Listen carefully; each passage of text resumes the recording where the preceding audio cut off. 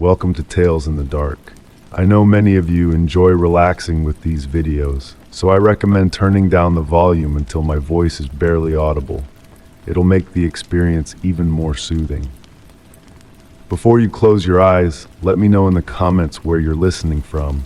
Leave a like and subscribe to the channel. Over 99% of viewers aren't subscribed. It costs you nothing, but it's an enormous support for us to keep creating these relaxing stories. Thank you and enjoy listening. Story 1. The chilly November breeze whispered through the dry leaves scattered across the driveway as my gaze fixated on the looming silhouette of the forsaken mansion silhouetted against the dreary sky. Known as the never-inhabited house, a misnomer of sorts, for it had indeed sheltered a resident long ago, though time had veiled their identity in obscurity. Stepping closer to the weathered gate, the touch of the cold wrought iron sent shivers down my spine. The air carried a peculiar fragrance of moss and damp stone, adding to the eerie ambience that enveloped the neglected estate. The overgrown garden, a chaotic tapestry of brambles and nettles entwined around the fractured walls, yet amidst the decay, a sense of melancholic grandeur still lingered. In my role as a real estate agent, tasked with conducting an initial assessment of the property, I ventured forth. The absentee owner, an elderly gentleman residing abroad, had never set foot on the premises, having inherited it from a long-forgotten relative, and now sought to divest himself of the ancestral burden. As I traversed the wild garden, a peculiar discovery captured my attention. Amidst the tangled foliage, faint trails appeared freshly imprinted, hinting at recent visits by an unknown presence. But who could it be? The neighbors adamantly claimed that no soul dared to trespass onto the property. The creak of the front door echoed softly as it yielded to my touch. Inside, a bluish twilight permeated the air, filtered through the closed shutters, casting a surreal hue over the interior. The atmosphere was thick with dust, carrying a subtle scent of aged wood that lingered heavily. Every step across the creaking floorboards reverberated in the desolate main salon, where furniture draped in yellowed sheets assumed ghostly forms in the dim light. Enormous veiled mirrors adorned the walls, reflecting light in a mystifying manner, conjuring illusions of movement within their clouded surfaces. Ascending the staircase, my fingers grazed the polished wooden handrail, worn smooth by the passage of countless hands. Along the upper corridor, a succession of closed doors beckoned, concealing vacant rooms save for a few items shrouded under covers. It was in the final room that a deviation from the norm caught my eye. A bedroom, likely belonging to a woman, bore a thin veil of dust that appeared disturbed. Objects seemed to have been touched recently, the silver brush on the dresser accompanied by strands of dark, fresh hair that defied the prevailing layer of neglect. A disconcerting sensation gripped my heart as I surveyed the meticulously arranged bed, its lace bedspread bearing a faint indentation as if someone had occupied the space mere moments ago. Just as I prepared to depart, a flicker of movement in the mirror caught my peripheral vision, a fleeting image of a female figure seated on the bed. Startled, I whirled around, only to find the room devoid of any corporeal presence. Yet, an unsettling aura of another's lingering presence lingered, compelling me to hasten my descent down the stairs. In the salon below, the shifting afternoon light cast elongated shadows that danced in the corners, while the veiled mirrors seemed to observe my every move as I made my way to the exit. A faint, almost imperceptible sound, akin to a soft, haunting melody, drifted from somewhere upstairs, halting my steps. The ethereal tune, ancient and laden with melancholy, beckoned, its origins obscured by the veiled corridors. Was it carried by the wind through the shutters, or a mere figment of my imagination? With a heavy heart, I departed, closing the door behind me as the garden fell into a hushed stillness, the once agitated wind now subdued. Glancing back at the mansion one final time, I thought I glimpsed a fleeting movement behind a distant upstairs window, a pale luminescence that vanished as swiftly as it appeared. In the ensuing days, as I drafted my detailed report on the property, outlining its structural condition, required renovations, and potential market value, I chose to omit the peculiar findings within the bedroom. Yet, a cryptic note found its place among the pages. The property exudes a distinctive allure that may captivate a discerning buyer. Despite lingering on the market for an extended period, the house remained unsold. Occasionally, as I passed by the rusted gate, I would pause and peer through the overgrowth.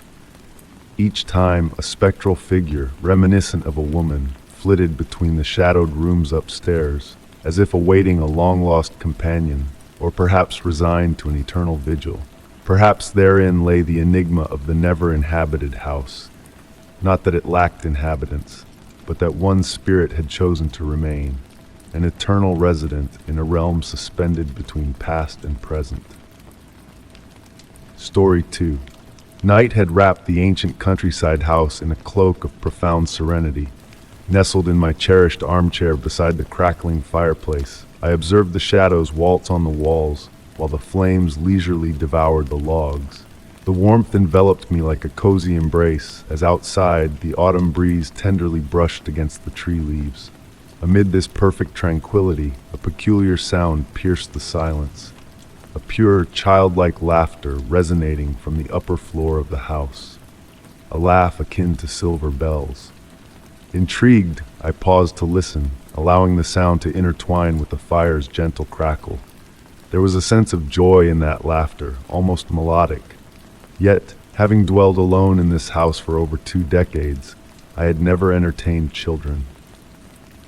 Curiosity welled up inside me, a gentle stream gradually replacing the drowsiness that had threatened to lull me to sleep. With deliberate movements, I rose from the armchair, relishing the sensation as my feet met the aged Persian rug. The floorboards whispered softly beneath my steps as I made my way towards the staircase.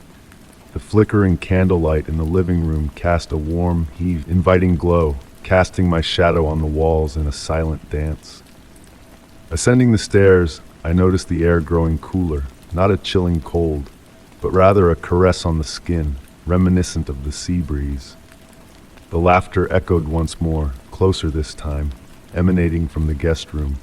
A room seldom used, adorned with antique furniture draped in white sheets that fluttered gently, stirred by an unseen current. The door stood slightly ajar, emitting a silvery light distinct from any other in the house. Not moonlight, too warm for that, nor the glow of electric lamps. It was a light unlike any other, pulsating softly like a quiet heartbeat. Pushing the door open, the ancient wood sang a familiar tune. The room unfolded before me, bathed in that ethereal luminescence. The draped furniture created comforting shapes resembling clouds against a clear sky. And there, perched on the windowsill, I beheld a sight that stole my breath. Not a distinct figure, but a play of light and shadow that seemed to mimic a child. The laughter echoed once more, clearly originating from that luminous presence. No fear gripped me, only a profound sense of wonder. The light child toyed with the rays it emitted, painting luminous patterns on the walls as if crafting with light itself. Approaching cautiously, the room's temperature oscillated gently between cool and warm, like the ebb and flow of ocean waves. Drawing nearer, a sense of familiarity dawned upon me. In the fluid movements, I recognized echoes of my own childhood gestures played out in solitude. The realization washed over me like a tender memory resurfacing. That crystalline, pure laughter was my own laughter from childhood. Time seemed to stretch as I observed that surreal spectacle. The light child continued its silent play, punctuated by that melodious laughter, now a reverberation from the past. I refrained from speaking or disrupting, wary of shattering the tranquility and nostalgia. Gradually, the silvery light dimmed, akin to the sun setting on a winter eve. The childlike form grew increasingly ethereal until only a faint glow lingered. The final laughter I heard was a mere whisper, a gentle farewell before fading into darkness entirely. I lingered in the room for what felt like an eternity, enveloped in a soothing silence. The draped furniture stilled, the air returning to its usual temperature. Yet something had shifted. The guest room, once a repository of dusty memories, now bore a precious secret. Retreating to my armchair by the fireplace, the embers smoldering softly, I settled into the cushions. I acknowledged that I might never unravel the enigma of that night. Was it a dream? A memory? Or perchance, something deeper? A message from the past materializing through a child's laughter in the night's embrace? Since that night, whenever I pass by the guest room, I pause to listen. On the stillest of nights, a distant echo of that crystalline laughter occasionally reaches me, akin to a gentle lullaby guiding me towards slumber. And with a smile, I allow the mystery to endure, a sweet secret shared between myself and the child who laughs in the shadows. Story 3. The snow drifted down like whispers in my quaint vintage shop that evening. Each delicate flake pirouetted behind the frosted windows, bathed in the soft glow of aged lamps, casting a gentle spell of warmth and welcome. The ancient wooden shelves murmured softly, harmonizing with the languid sway of the pendulum clock's hands. The air was a tapestry, woven with the scents of vintage books and beeswax, a fragrance that only relics of yesteryears could exhale. Amidst arranging dusty tomes, a crystalline chime pierced the serene ambience. The doorbell beckoned. A waft of wintry chill slithered in, carrying a handful of snowflakes that dissolved into tiny pools on the creaking floor. Turning to greet the visitor, I was momentarily transfixed. A tall silhouette loomed at the threshold, cloaked in darkness that seemed to swallow the light whole. A broad-brimmed hat veiled their upper visage, while a gray wool scarf concealed the lower half.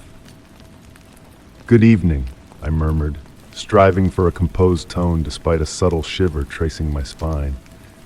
The figure remained silent, gliding gracefully among the shelves, their gloved hands skimming over the antique curios with ethereal grace.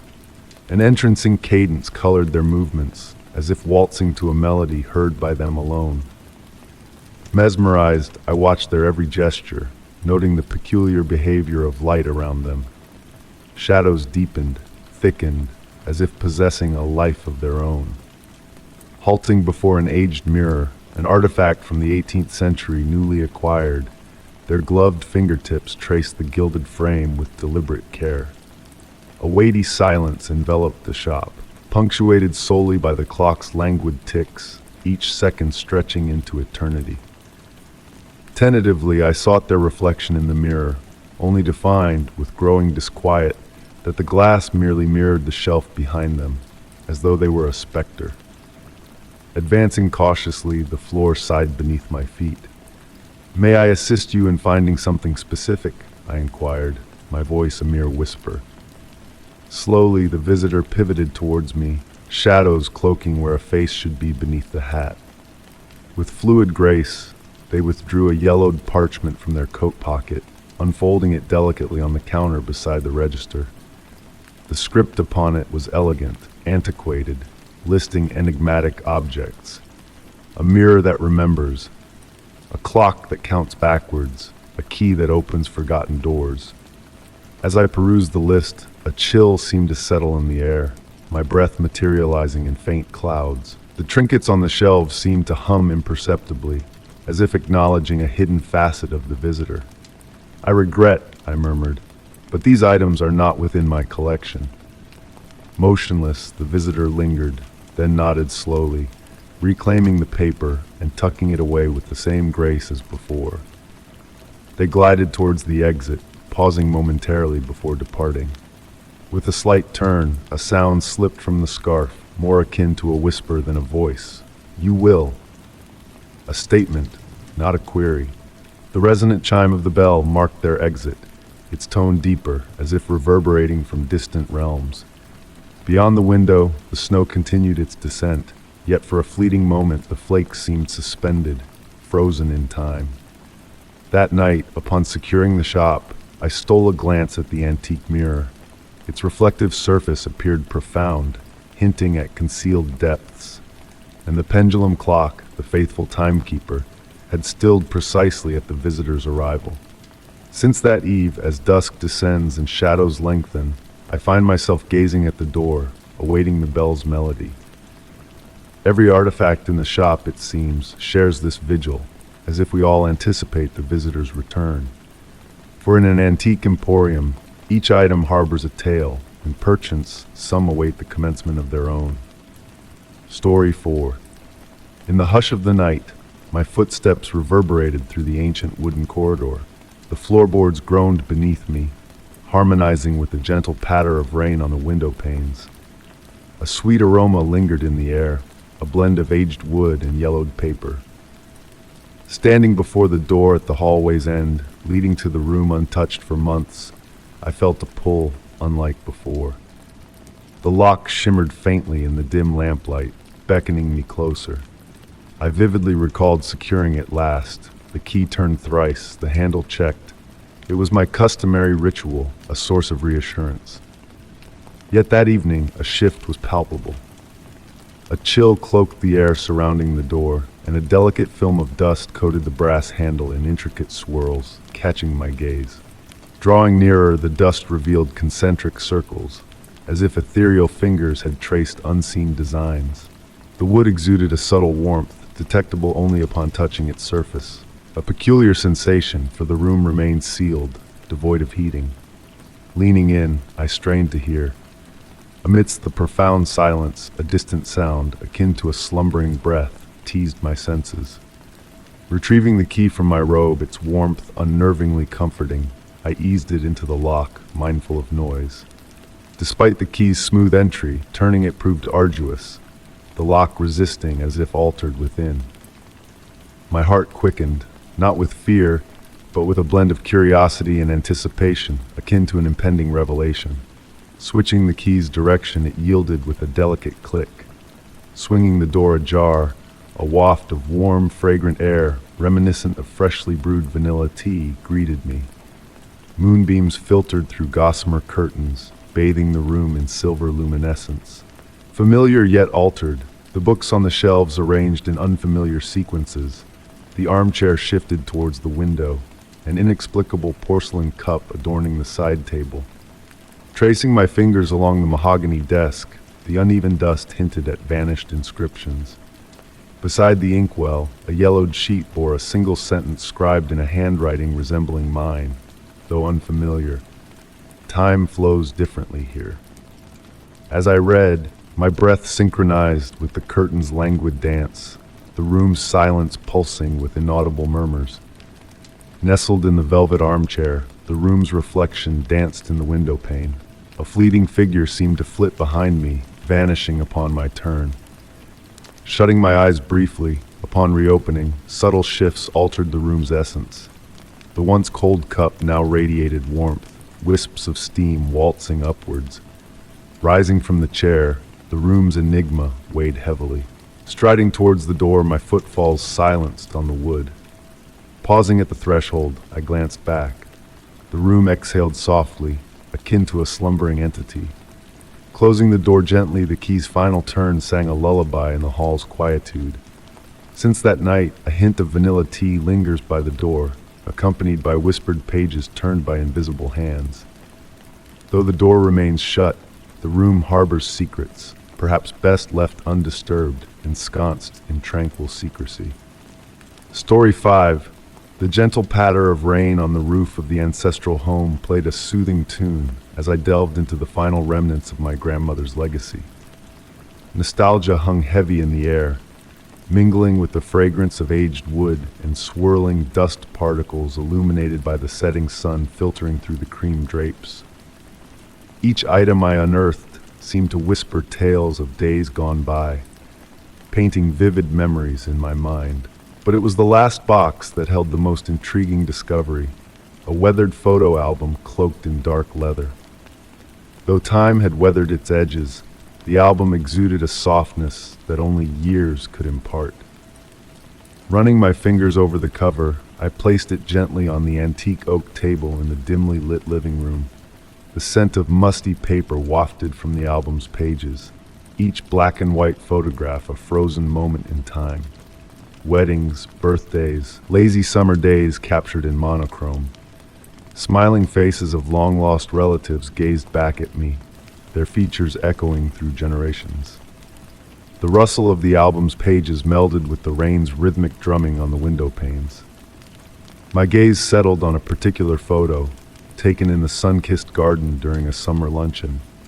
Among familiar faces sat my radiant grandmother, surrounded by her siblings, basking in the glow of a bygone era. Yet, a mysterious presence stood apart from the group, a figure cloaked in a light dress and shadowed by a broad-brimmed hat. This enigmatic persona had never been mentioned in our family lore. With a curious tug, I lifted the photo from its resting place, revealing a date inscribed in my grandmother's elegant script, summer 1956. No further clues adorned the back. As I scrutinized the image, a chill swept through the room, causing the curtains to sway in a silent dance. The fading light of dusk veiled the room in uncertainty, prompting me to illuminate the antique table lamp, casting a warm glow over the scene. Under this soft radiance, a disquieting detail caught my eye. The shadow of the mysterious woman defied logic, casting in a direction incongruent with the sun's path.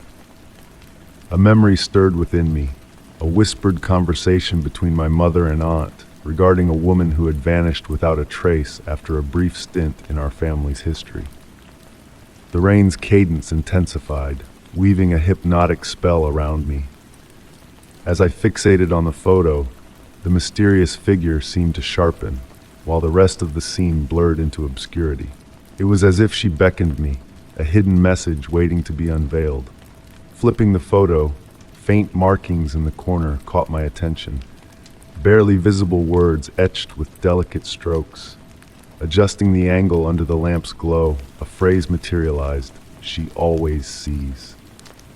Placing the photo back in the album, I felt compelled to leave it open, as if the answer to its enigma lay just beyond reach.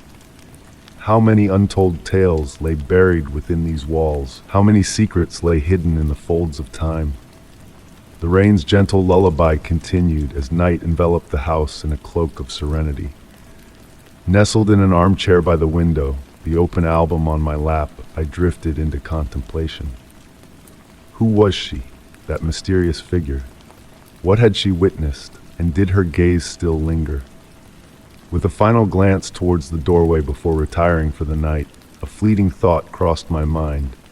Had the figure shifted ever so slightly, as if acknowledging my presence? Or was it a mere trick of light, a mystery destined to remain entombed within the aged confines of a family heirloom? Story 6. In the hazy glow of the hotel hallway, a soft amber light seeped through delicate honey-colored glass lampshades, casting a soothing warmth upon the surroundings. The late hour draped the corridor in a tranquil silence, broken only by the gentle hum of distant air conditioners. With a sense of weariness from a day filled with endless business meetings, I navigated towards the waiting elevator, my suitcase gliding silently on the plush burgundy carpet.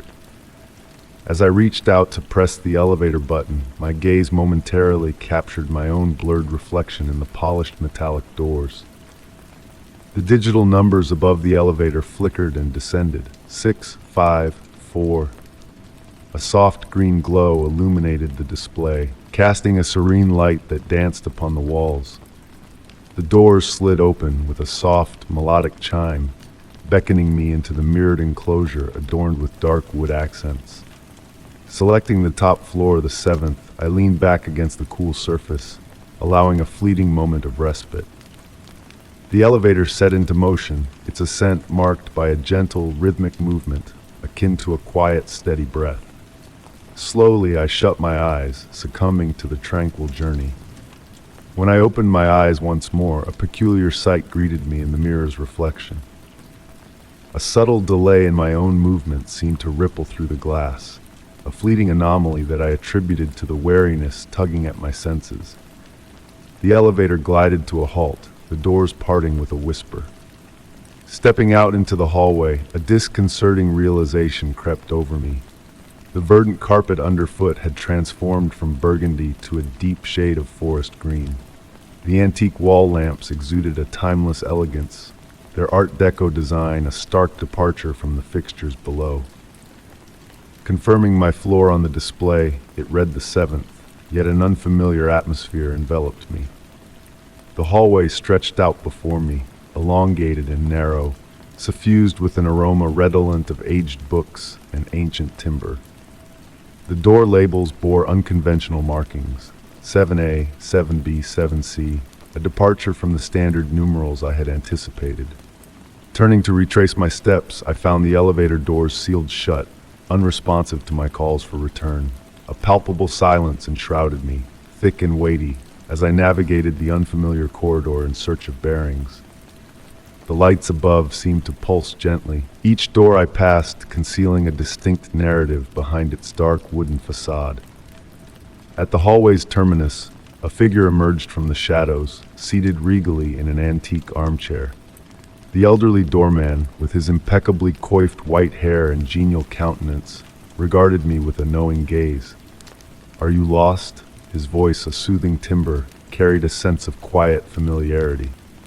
"I believe so," I confessed, the strangeness of the surroundings unsettling my senses. "I was bound for the 7th floor, but this is the 7th floor," he interjected with a cryptic smile. "Not the one you sought, perhaps. This elevator possesses a peculiarity. It guides weary travelers not to their intended destination, but to where they truly belong." My gaze wandered, unveiling the subtle nuances. The ornate frames adorned with monochrome photographs, the clock ticking backwards in defiance of time's march. "Do not fret," the doorman reassured, closing his book with a soft thud. "The elevator shall return in due course. For now, why not rest? Time stretches infinitely before us."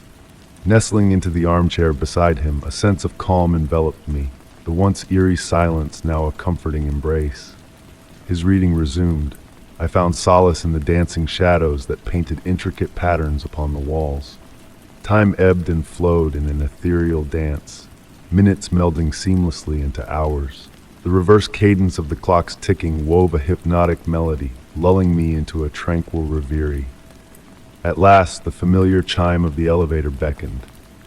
"There," the doorman remarked, his gaze never leaving the book. "You may now return to your intended path." Rising from the armchair, a peculiar sense of rejuvenation washed over me. As I made my way towards the elevator, a silent gratitude lingered in my heart. Glancing back one final time, the doorman's seat sat empty, the aged book resting upon the armrest, its leather cover gleaming softly in the ambient light. Stepping into the awaiting elevator, the journey back was swift and uneventful. Upon reaching my destination, the familiar hallway greeted me, its burgundy carpet and contemporary fixtures a reassuring sight. Slipping the key into the lock of my room, a sense of quiet reflection settled upon me. The digital display above the elevator momentarily flickered, displaying an unfamiliar symbol before returning to its standard numeral, 7. Since that enigmatic night, every elevator ride holds a whisper of mystery, a fleeting question of destination versus destiny. And on those still, tranquil nights, a phantom echo of rustling pages drifts through the corridors, a reminder of a timeless encounter in a realm suspended between floors where the journey transcends mere physicality. Story 7. The autumn rain whispered down from the sky, a delicate veil weaving mystery into the night. My evening at work had stretched beyond its usual bounds, the world around me cloaked in the hush of a late hour. Each step I took on the glistening pavement harmonized with the soft symphony of raindrops dancing on the metal roofs of parked cars.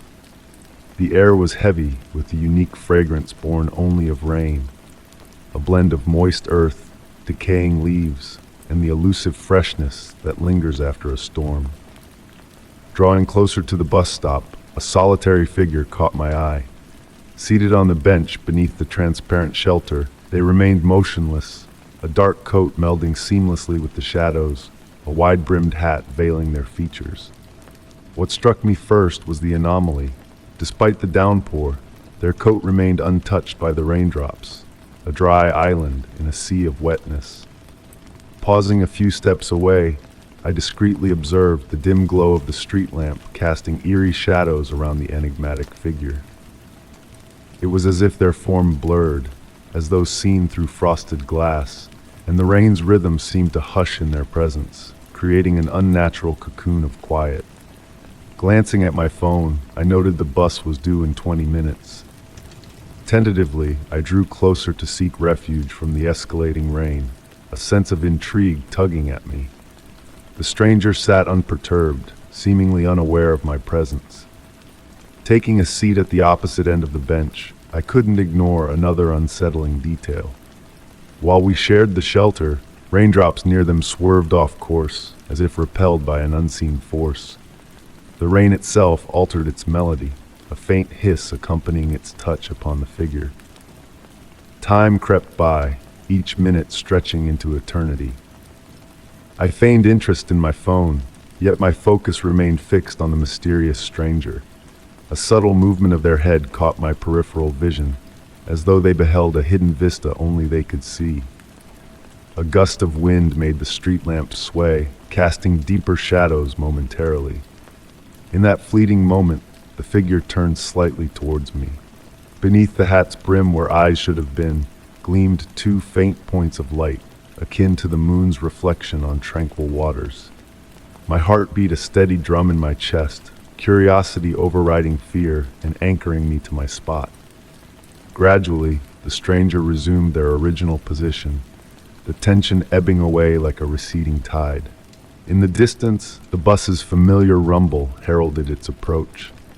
Headlights pierced through the darkness, elongating shadows on the rain-slicked road. As the bus came to a stop before us, brakes hissing, I rose swiftly. Casting one final glance at the bench, the stranger had vanished. No sound of movement, no trace left behind, simply disappeared. With legs slightly trembling, I boarded the bus, opting for a seat near the driver. Peering out through the fogged window as the bus departed, the shelter stood empty. Yet for an instant, a shadowy figure seemed to dissolve into the rain, wisps carried away by the wind. In the days that ensued, whenever I journeyed by bus at night, that stop bore a different aura. The street lamp's glow dimmed, the rain's melody held an echo of that peculiar presence. The stranger never reappeared, but on rainy evenings since, I've glimpsed raindrops deviate from their course, as if guided by an unseen hand. Story 8. The autumn breeze whispered gently as I meandered along the rural road, bathed in the warm hues of the setting sun. The GPS had deserted me a while back, but I remained unperturbed. Familiar with this region, or so I believed, I navigated through the rolling hills adorned with leafless vineyards. A breath of crisp air drifted through the cracked window, carrying the earthy fragrance of moist soil and fallen foliage. In that moment, time seemed to stretch, allowing me to relish each passing second. Following a weather-beaten wooden sign to the right, I encountered something peculiar. This path did not align with my mental map of the area. Pausing briefly, I sought to reorient myself. The elongating shadows cast intriguing shapes amidst the trees bordering the road. The pavement beneath my car's wheels was impeccably smooth, too perfect for an abandoned country lane. There were no blemishes, only a seamless ribbon of asphalt vanishing into the evening mist. Listless leaves pirouetted in the air, as though time itself had slowed within this realm. Proceeding cautiously, I observed the evolving landscape with mounting intrigue. The trees flanking the road appeared ancient, their twisted forms more weathered than those I had encountered earlier. Their canopies intertwined overhead, forming a natural archway through which filtered the dwindling twilight. In the distance, faint lights flickered like out-of-season fireflies, gracefully weaving between the tree trunks before vanishing like fleeting memories. The silence was palpable, disrupted solely by the gentle hum of the engine and the rustle of leaves stirred by the breeze. As I advanced, subtle shifts in the road became evident. The boundaries blurred, as if softened by an unseen hand.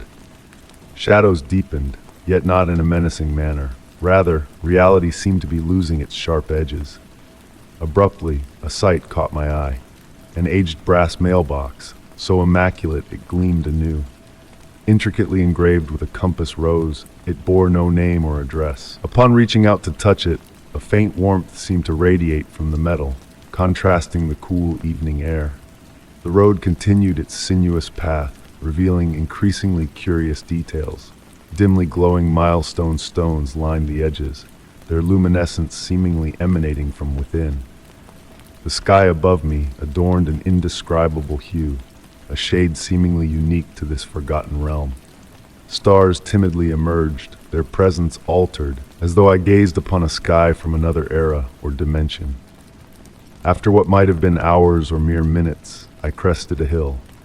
The road opened into a circular clearing, its ancient stones meticulously laid. At its heart stood an antique wrought iron lamppost, casting a welcoming glow. Halting the car, I stepped out. The air hung eerily still, as though time itself held its breath. From this vantage point, the distant city lights appeared distant, belonging to a separate reality veiled from this realm. Surveying the panorama, I noted a transformation in the road I had traversed. No longer modern asphalt, it had morphed into a path of ancient stones, worn smooth by countless journeys. Yet, I distinctly recalled driving on contemporary pavement moments ago. Retrieving my map from the glove compartment, I scrutinized it beneath the lamppost's light. As anticipated, this road eluded the confines of the map. It left no trace, as though I had ventured through a dimension confined to dreams. Folding the map, a gust of wind caused it to tremble in my grasp. Fleetingly, golden lines materialized on the paper, tracing a faintly glowing route before vanishing. Blinking, the vision dissipated. Enveloped in that surreal atmosphere, I lingered, embracing the tranquility it exuded. Upon deciding to depart, I noticed the lamppost had extinguished silently. The road ahead cloaked in darkness, yet an unspoken assurance guided me homeward. Driving towards the city, I cast furtive glances in the rearview mirror. The lamppost rekindled, its light waning as I distanced myself. A golden shimmer danced in the air, as though stardust had been sprinkled on the unmapped road. In the ensuing days, I endeavored to rediscover that enigmatic path. Hours were spent meandering through the countryside, exploring every fork and byway. Alas, the road with its solitary lamppost and luminous stones had vanished like a dream upon waking. A faint golden trace on my aged map remained the sole evidence of my journey, visible only under a specific light, akin to a concealed secret awaiting rediscovery. Story 9. The soft patter of rain on the roof tiles wove a hypnotic melody as I readied myself for the night. Droplets cascaded down the window panes, casting playful shadows on the walls of my study. The fireplace, now extinct, hinted at the lingering aroma of burnt wood from the previous evening. A gentle glow from the desk lamp enveloped the room, cradling it in a cozy warmth. In the tranquil stillness, a faint ringing pierced the air. It was a sound that defied logic, for the old rotary phone on the shelf had been disconnected long ago, replaced by my trusty cell phone. Yet the crystalline chime persisted, clear and unmistakable. Setting aside the book I was engrossed in, I rose from the plush armchair, my steps muffled by the Persian rug as I approached the shelf. The antique black phone, a relic passed down from my grandmother, gleamed faintly in the dim light.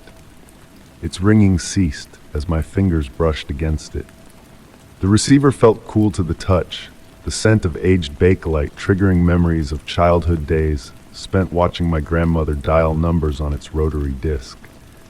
Dismissing the occurrence as a trick of my fatigued mind, I turned away. But just as I glanced back at the armchair, the phone rang once more. This time, the sound seemed to intensify, demanding my full attention. Slowly, I pivoted, fixating on the mysterious instrument with a blend of curiosity and unease. Each ring caused the receiver to vibrate ever so slightly, capturing the lamplight in a dance of reflections. Counting the rings, I found myself mesmerized. 1, 2, 3, 4. On the fifth ring, almost instinctively, I reached out and lifted the receiver. The ensuing silence felt heavier, amplified by the steady rhythm of rain against the windows. Bringing the receiver to my ear, I was met not with the familiar dial tone, but an eerie void, devoid of any sound save for a solitary breath. It was slow, deliberate, and distant, as though the unseen presence on the other end awaited my response. The cadence of that breath stirred ancient memories within me, evoking the gentle inhales and exhales of my grandmother as she dozed off in her beloved armchair, the phone always close at hand. "Hello?" I murmured, my voice barely audible over the rain's persistent drumming. The distant breath seemed to pause, as if contemplating, before morphing into a protracted melancholic sigh that gripped my heart with a bittersweet ache. Held captive by the moment, I stood motionless, the receiver pressed against my ear, listening as the breath synchronized with the rainfall's cadence. No fear coursed through me, only a peculiar blend of tranquility and longing. It felt as though this suspended instant between reality and reverie was narrating a tale beyond words. The breathing persisted, punctuated by pregnant pauses laden with unspoken significance. Surrendering to the ethereal experience, I closed my eyes, allowing the sound to envelop me like a familiar shroud. Time seemed to lose its hold, and when I finally opened my eyes, the room bore a different aura. The lamp exuded a warmer, more embracing light, while the air carried a hint of lavender, my grandmother's favorite fragrance. Reluctantly, almost reverently, I returned the receiver to its cradle. The phone fell silent, yet now it exuded a comforting presence, as if it had imparted its enigmatic message. Sinking back into the armchair, I gazed at the antique phone, now bathed in the dim, soothing light. The rain persisted outside, blending its melody with memories of days gone by. Since that fateful night, the phone has remained still, its ring unheard. Yet on rainy evenings when silence grows profound, I sometimes catch a whisper of a distant breath, a familiar sigh traversing through time. In those fleeting moments, a smile graces my lips, for I understand that certain connections transcend mere physical wires. They endure, weaving a timeless bond that defies disconnection. Story 10. The autumn breeze whispered through the trees, serenading me with a natural symphony that harmonized with the hushed murmurs of the passing crowd. Nestled on my cherished bench in the park, I observed the steady stream of individuals strolling along the paved pathways. The air held a crispness that carried the fragrance of moist soil and rain-kissed wood. Though a book rested in my hands, my focus was drawn to a faint, nearly imperceptible sensation that had lingered with me for days. It all commenced subtly. One morning, while en route to work, a tingling caressed my neck, as if unseen eyes were fixed upon me. I glanced around, but only the usual throng of commuters rushed by, intent on their destinations.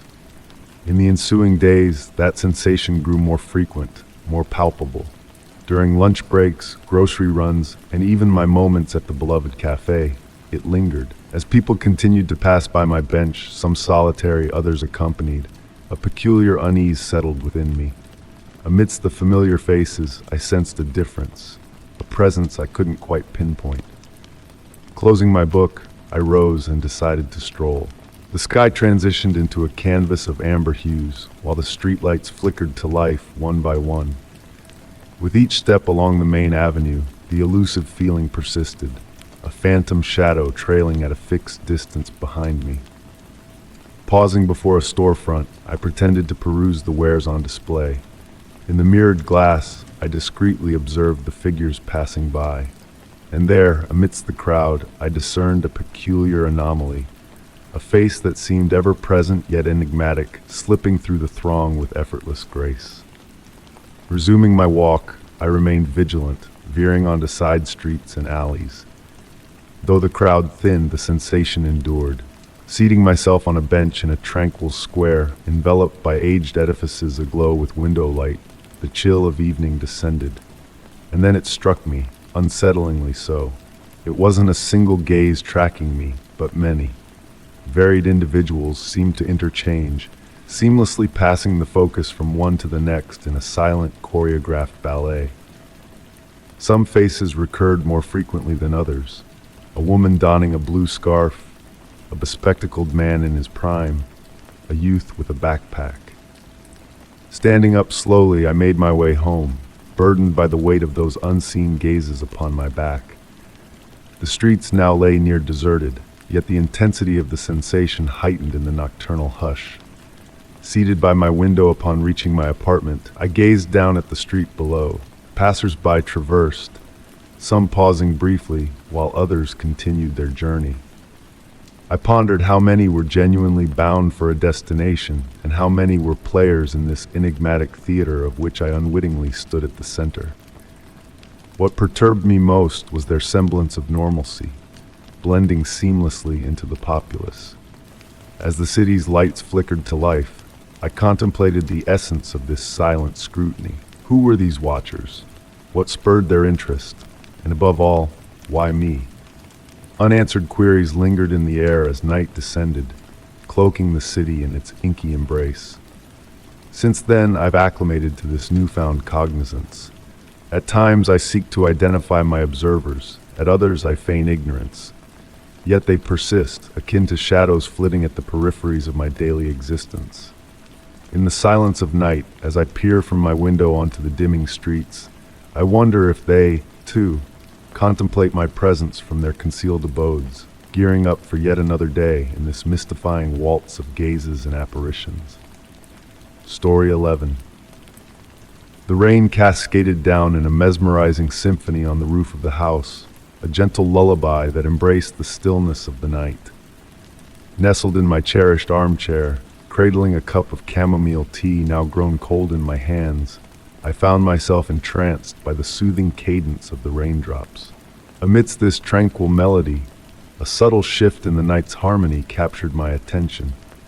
A faint, almost elusive sound intertwining with the rhythm of the rain, delicate footsteps echoing from the depths of the basement. Initially, I dismissed it as mere echoes of the house settling. Old residences possess a language of their own, a way of communicating through creaks and murmurs, particularly on damp, rainy nights, when the timber swells ever so slightly. Yet, there was an uncanny precision to these sounds, a cadence that bore a striking resemblance to human footsteps.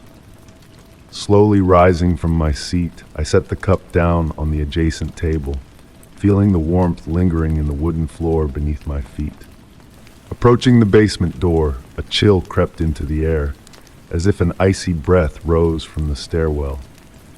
The brass handle, cold to the touch, yielded to my grasp with a resounding click that reverberated through the silent expanse of the house.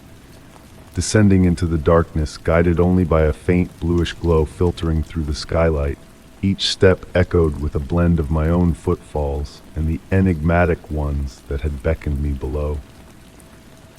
The familiar scent of the basement, aged wood, damp earth, and an indefinable essence, intensified as I ventured deeper into the shadows. Lightning flashes painted fleeting silhouettes on the walls, causing the shelves laden with antiquities to cast eerie, dancing shadows synchronized with the rain's tempo. Amidst this spectral display, a peculiar sight caught my eye.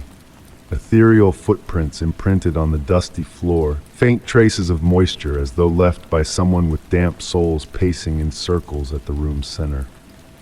Drawing nearer to these enigmatic marks, I sought to unravel their origin. The skylight remained intact, ruling out any water seepage from above. Yet, a subtle movement in the darkest corner, where light dared not tread, seized my focus. A slow, deliberate motion stirred within the shadows, stirring a blend of curiosity and a curious sense of recognition within me.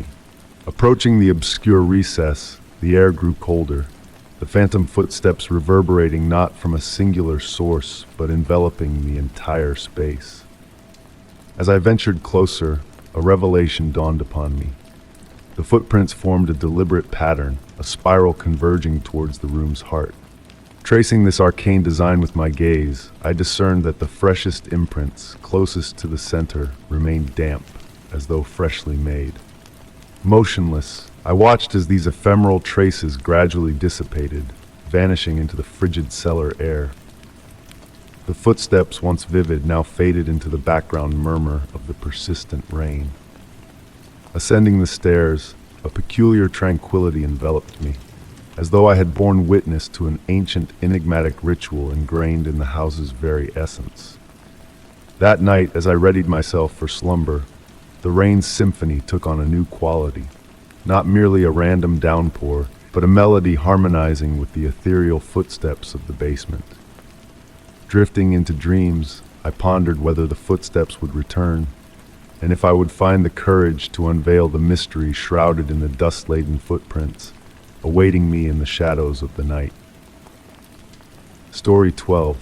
The night lay hushed, veiled in a delicate mist that swirled like a ghostly waltz. Nestled in my cherished armchair, the plush burgundy one beside the grand vintage mirror, I delved into a book under the gentle glow of an antique lamp. The rhythmic ticking of the pendulum clock orchestrated time with a mesmerizing cadence, while the fireplace's warmth enveloped me in a soothing hug. Amid this serene moment, a peculiar feeling crept upon me. Initially, it was a fleeting notion, akin to catching a glimpse of movement in the corner of your eye. Lifting my gaze from the book, I peered at my reflection in the aged mirror. The golden frame, adorned with intricate floral designs, shimmered faintly in the flickering firelight. Yet as I studied my mirrored self, a subtle chill skittered down my spine. Something was amiss, something imperceptibly awry. Tilting my head slightly, I noticed my reflection mirrored my motion with a slight delay, as though striving to mimic rather than naturally mirror me. I tried to dismiss it as fatigue or the flickering firelight toying with shadows. Yet the more I observed, the more I discerned an unsettling quality about that reflection. When I raised my right hand, the mirrored image hesitated a fraction before replicating the gesture. When I smiled, the reflection's lips curved with a barely perceptible lag. The crackling of wood in the fireplace now bore a sinister undertone, as if endeavoring to convey a message. The chamber's atmosphere thickened, pregnant with a subtle tension that urged me to inhale deeply. The aroma of candle wax intermingled with an ancient fragrance, reminiscent of forgotten tomes and faded recollections. Rising from the armchair, I moved with deliberate languor.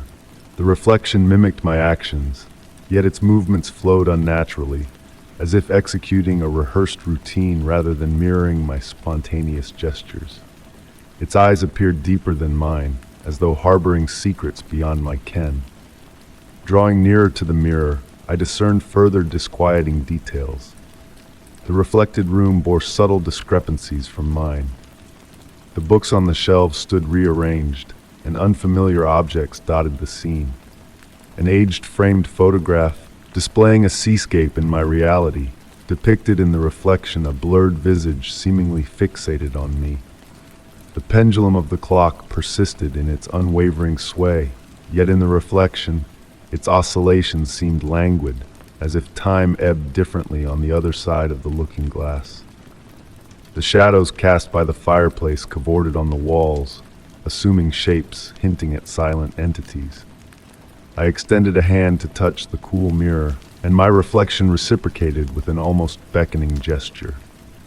Our fingertips met on the icy surface, but while I felt the chill of the glass, my mirrored self's countenance suggested an entirely distinct sensation. Stepping back, the reflection lingered momentarily, as though debating whether to follow suit. When it eventually moved, its actions grew increasingly independent, as if gradually asserting its autonomy. Retrieving an old velvet cloth, I veiled the mirror. In that instance, a cryptic smile seemed to grace my reflection's face, an expression absent from my own features. As the fabric cloaked the reflective surface, concealing that disquieting doppelganger, I haven't uncovered the mirror since. At times, in the stillest hours, I fancied detecting movements beyond the velvet shroud, as though an unseen presence traversed a mirrored realm akin to mine. And during the most tranquil interludes, when the abode steeped in profound silence, I ponder whether that reflection lingers, awaiting, leading a parallel existence to mine within a realm of glass and silver. The veracity remains elusive. I cannot ascertain whether that night's encounter was genuine or a figment of my imagination. Nevertheless, each time I pass a mirror, I find myself questioning whether the reflection before me is truly mine, or if it's an entity so adept at imitation that it blurs the boundary between truth and illusion. Story 13. The doorbell remained silent on that autumn afternoon. Only a gentle knock echoed through the house, like a moth's delicate wings fluttering against glass. I was nestled on the couch, enveloped in a cozy blanket, the rain outside creating a soothing melody as it tapped against the window panes. Rising slowly, I assumed it was just the wind playing tricks outside. Upon opening the door, there was no one to be seen. Just a neatly squared brown package resting on the doorstep. It bore no labels or addresses, only my name elegantly inscribed in ancient calligraphy, as though penned with black ink from a bygone era. The cardboard felt smooth and dry to the touch, despite the rain's relentless patter. Curious, I brought it inside, the silence now profound, broken only by the rhythmic ticking of the pendulum clock and the soft rain in the background. Seated back on the couch, I scrutinized the package from all angles. There were no visible signs of opening, no tape or seams. The edges were flawlessly folded, as if crafted by skilled hands well versed in the art of origami. A faint fragrance wafted from within, a blend of ancient books, black tea, and a hint of sandalwood, evoking a sense of nostalgia. While cradling it in my lap, I sensed a subtle movement inside, as if the very air within the box was alive, creating imperceptible currents. As daylight waned, casting elongated shadows across the room, I eschewed artificial light, preferring the natural twilight that enveloped everything in a gentle embrace. The package seemed to absorb the dwindling light in a peculiar manner, as if its surface was made of a material that toyed with reflections. After several moments of contemplation, I sought a way to unravel its mystery. Running my fingers along the edges, I noticed certain spots felt warmer, as if concealing an internal heat that ebbed and flowed in a cryptic rhythm. As I pondered the enigmatic package, a distant memory stirred in my mind, reminiscent of a hazy dream upon waking. I recalled a similar parcel from my childhood, encountered in my grandparents' home, bearing only a name inscribed in that same elegant script. The rain outside intensified slightly, its rhythmic cadence intertwining with the warmth I detected on the package's surface. Was there a connection, or was my mind weaving patterns out of mere coincidence? Lost in contemplation, the room's temperature subtly shifted, reaching a state of perfect equilibrium. The familiar scent emanating from the package grew more pronounced, mingling with the earthy fragrance of rain drifting in through the open window. It was then that I noticed a remarkable phenomenon.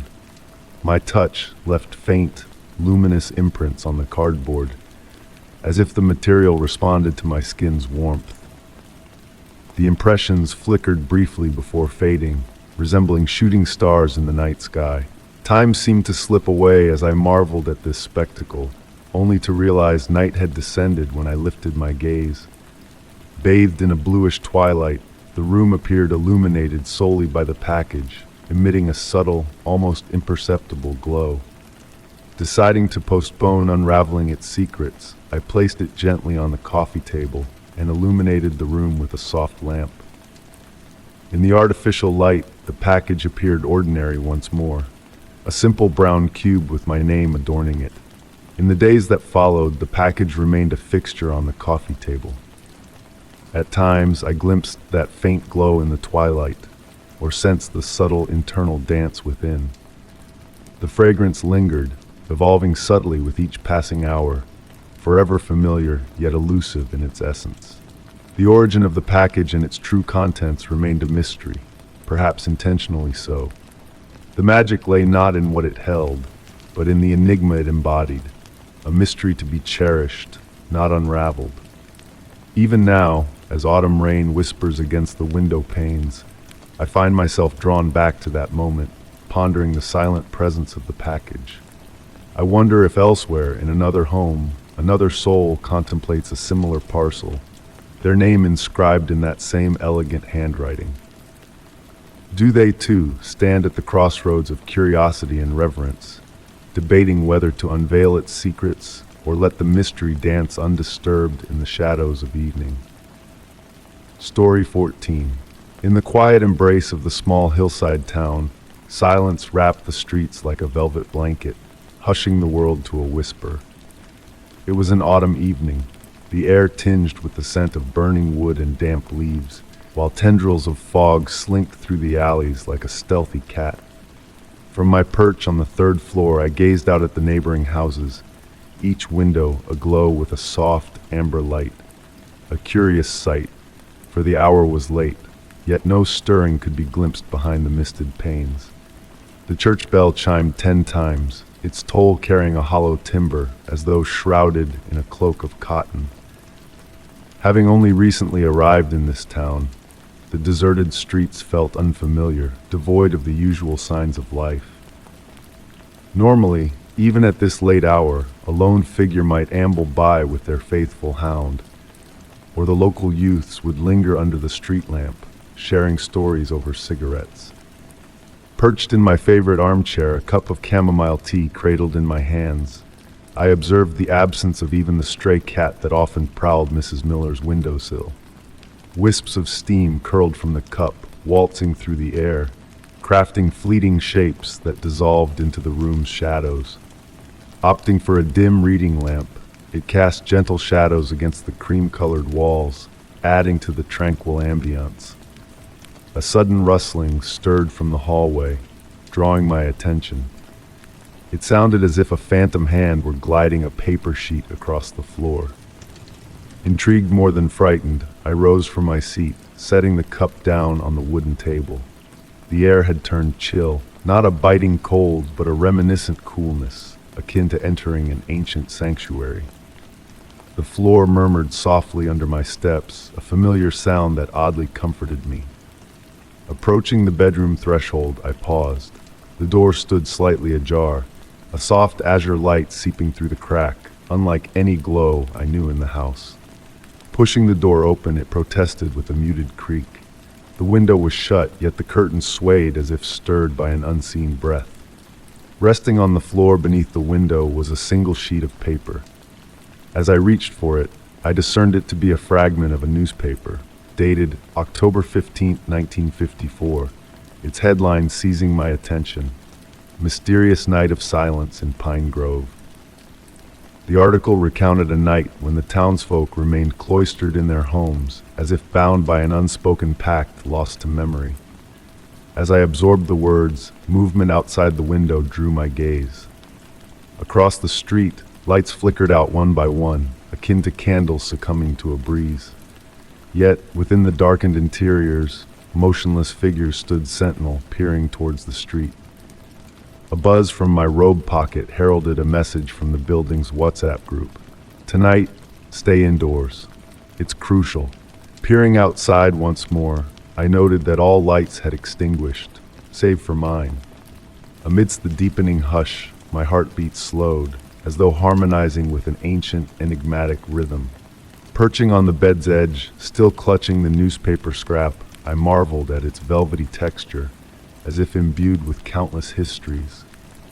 Beyond the window, the fog thickened, veiling the streetlights in a milky shroud. Surveying the town's deserted main thoroughfare, I pondered the article's accounts. Come morning, none recalled the events of that silent night. Life had resumed as usual, yet sporadically the phenomenon recurred.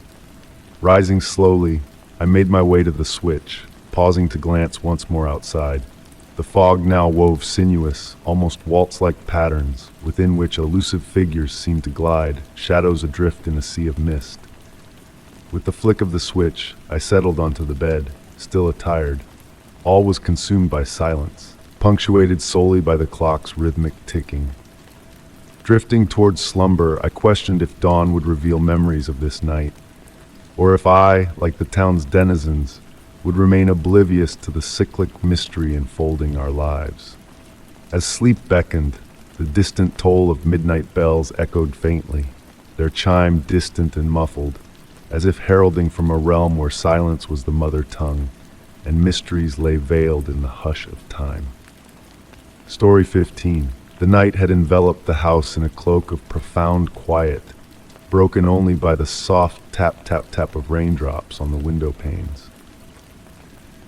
Nestled in my cherished armchair, I observed the shadows waltzing across the walls in harmony with the flickering firelight from the hearth.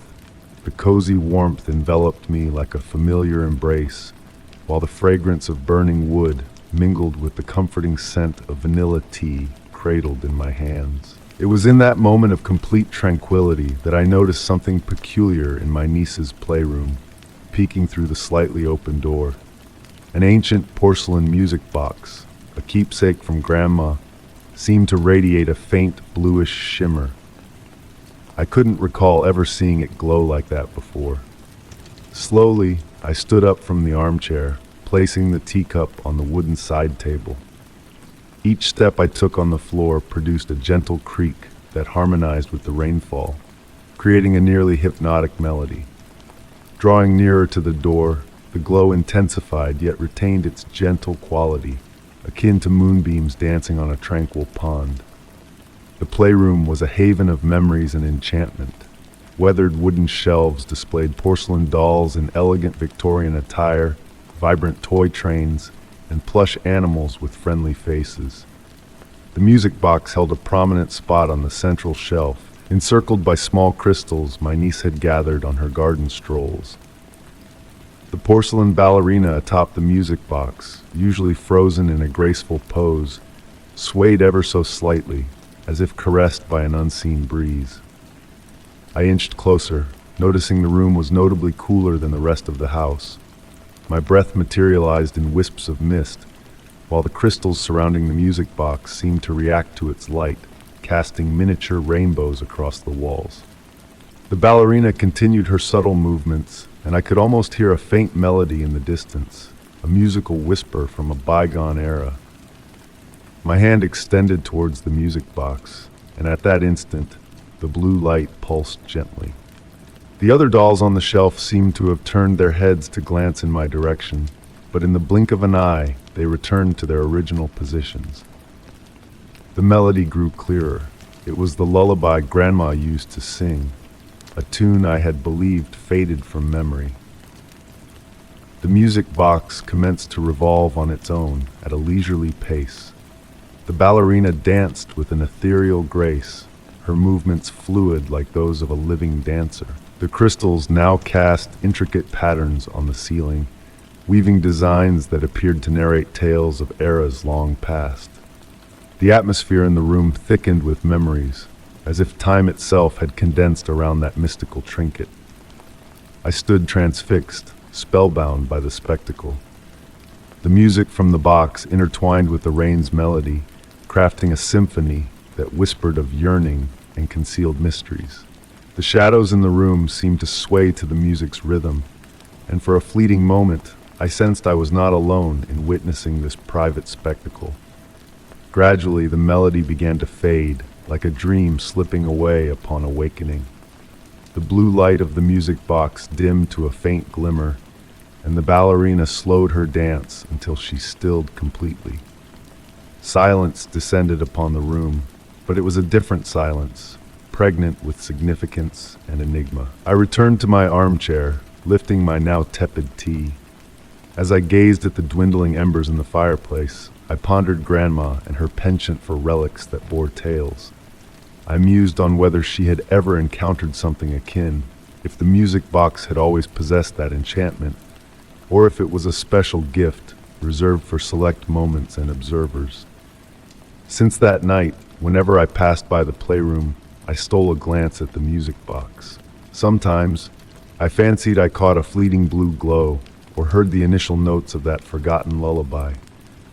Yet, perchance, it's merely recollections pirouetting in my mind, much like that porcelain ballerina on that rainy eve. Story 16. The Enigmatic Streetlight. Autumn nights in our quiet neighborhood always held a touch of magic. The crisp air carried whispers of fallen leaves, mingling with the hushed rhythm of footsteps on damp pavements. Lately, on my evening walks back from work, a peculiar occurrence captured my attention. It revolved around the streetlight standing sentinel at the intersection of Maple Street and Rose Avenue. Unlike its companions, this particular streetlight harbored a mystery within its glowing sphere. As I drew near, its radiance would wane, as if veiling a secret from prying eyes. Initially dismissing it as a mere malfunction, I soon discerned a pattern. The light dimmed solely in my presence, a phenomenon unnoticed by others passing beneath its watchful gaze. Curiosity piqued, I embarked on a subtle experiment one evening. Stationed 60 feet away against the weathered facade of an Art Deco building, I observed the streetlight's unwavering beam casting elongated shadows and dappling dew-kissed grass in a nearby garden. Moving closer, the light faltered, its luminosity dwindling with each step until, at 15 feet, it shimmered faintly, barely illuminating the surroundings. Beneath the muted glow, an unearthly stillness enveloped me, amplifying the nocturnal quietude. Peering at the streetlight's glass, I discerned intricate markings etched upon its surface, obscured by shadows. Just as I attempted to illuminate the engravings with my phone's light, a sudden gust stirred the leaves, stirring a sense of unseen movement within the light's encasement. In the days that ensued, I altered my route to intersect beneath the mysterious streetlight, unveiling a recurring ritual of dimming light, thickening silence, and an unsettling sensation of scrutiny from the ethereal above. Noteworthy details emerged, subtle shifts in hue, an almost imperceptible communication through color, and a peculiar metallic hum resonating from within the pole, pulsing like a spectral melody. Placing my palm against the chilled metal, I felt vibrations coursing through me, as if the streetlight sought to convey a message. Documenting each encounter meticulously, I discerned a correlation between the light's behavior and lunar phases. The new moon heralded near darkness, while the full moon bestowed a steadier glow. Moreover, the light unfailingly restored its brilliance precisely 23 seconds after my passage. Strangely, the streetlight's influence subtly altered my routine, compelling me to linger, partaking in a tacit communion with the enigmatic entity. In the circle of dimmed light, I stood transfixed, absorbing the cryptic hum that seemed to narrate tales of yore. Resolute in my decision not to unravel its mystery, I relished the notion of a clandestine bond shared solely between us. Every evening, as I traversed homeward, the streetlight awaited me, orchestrating our clandestine rendezvous within the twilight realm. Night after night, I engaged in the enigmatic dance with the dimming light, surrendering to the allure of shadows and illumination.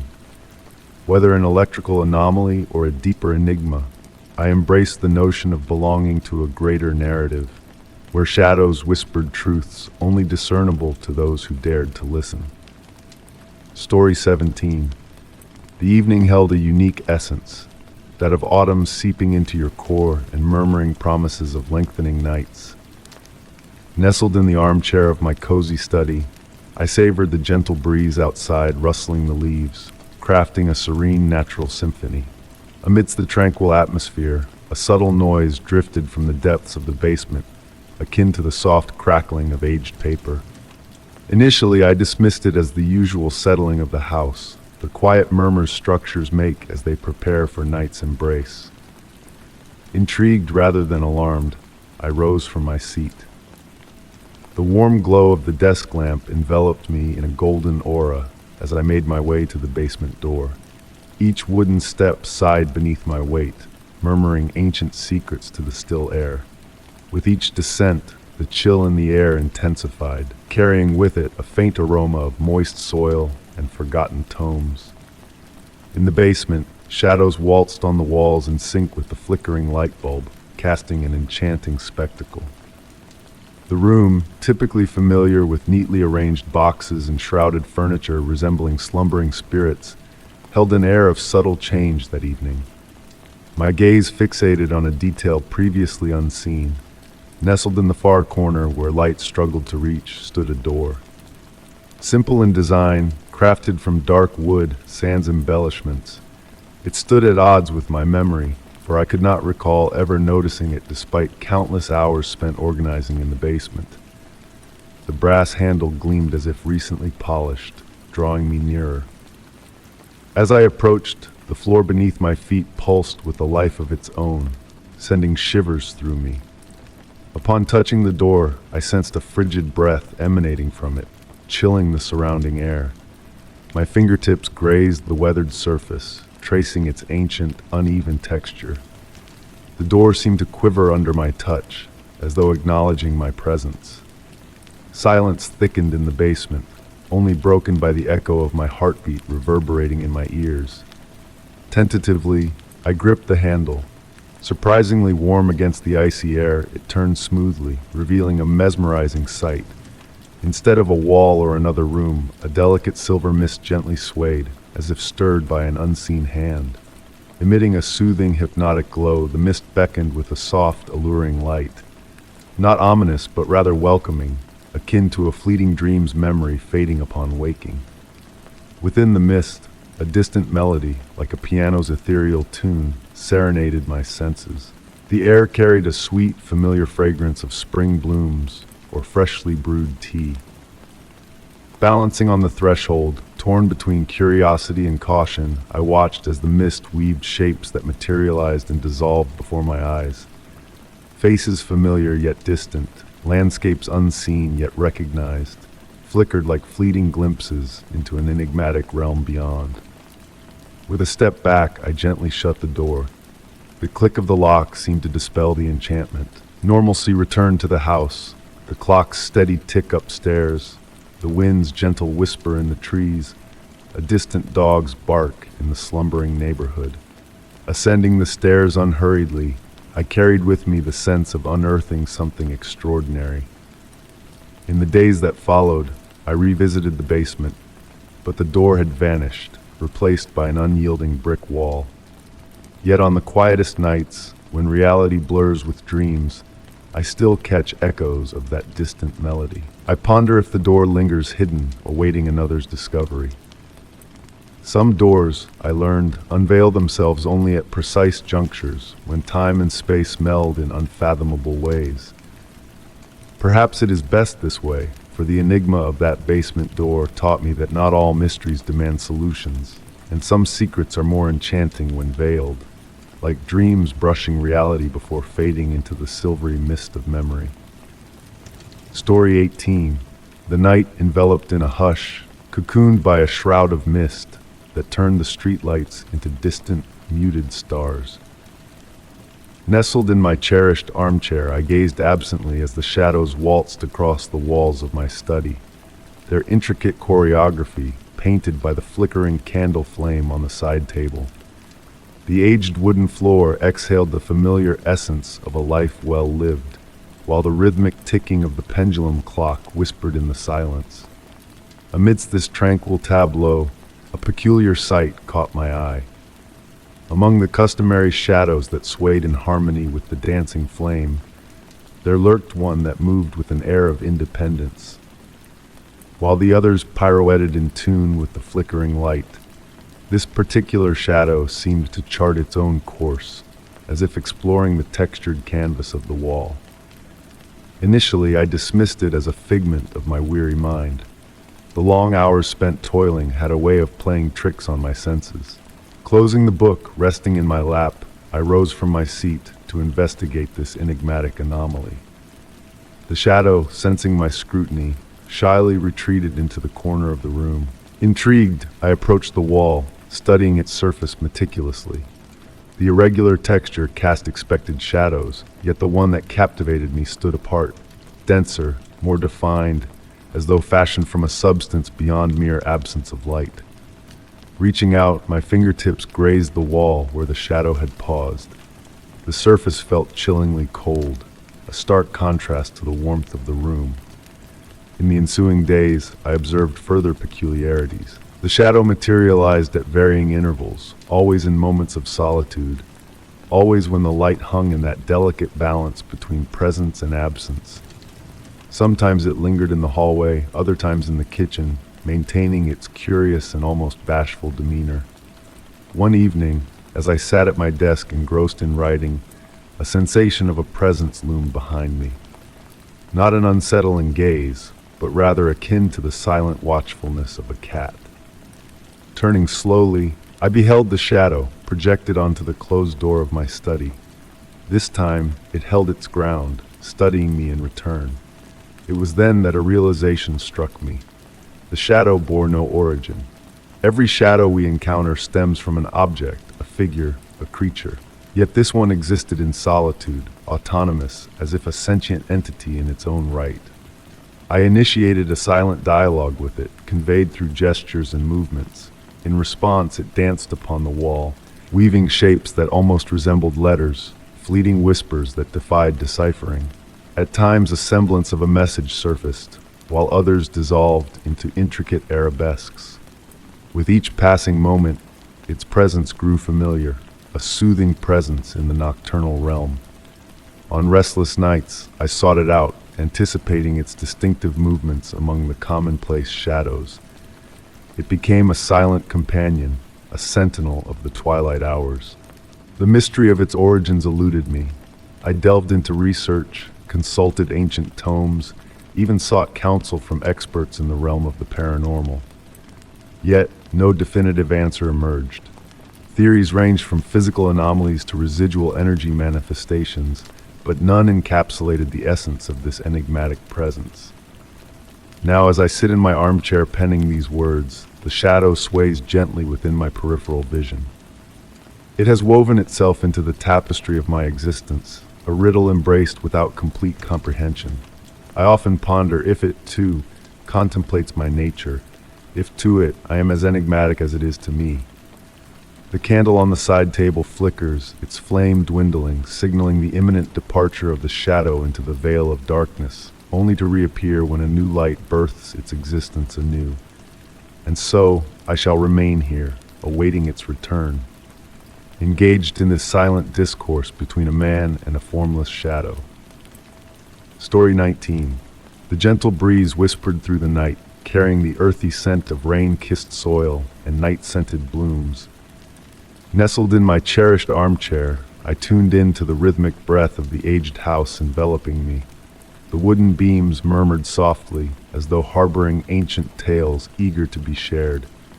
Amid the hush, a steady, measured thud reverberated from the upper corridor.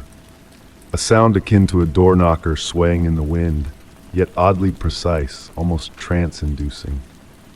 The warm glow of the reading lamp painted playful silhouettes on the wallpaper, animating shapes that danced with a life of their own. Setting aside my book, I remained motionless, fixating on the persistent beat. Far from grating, it carried a melodic quality in its constancy.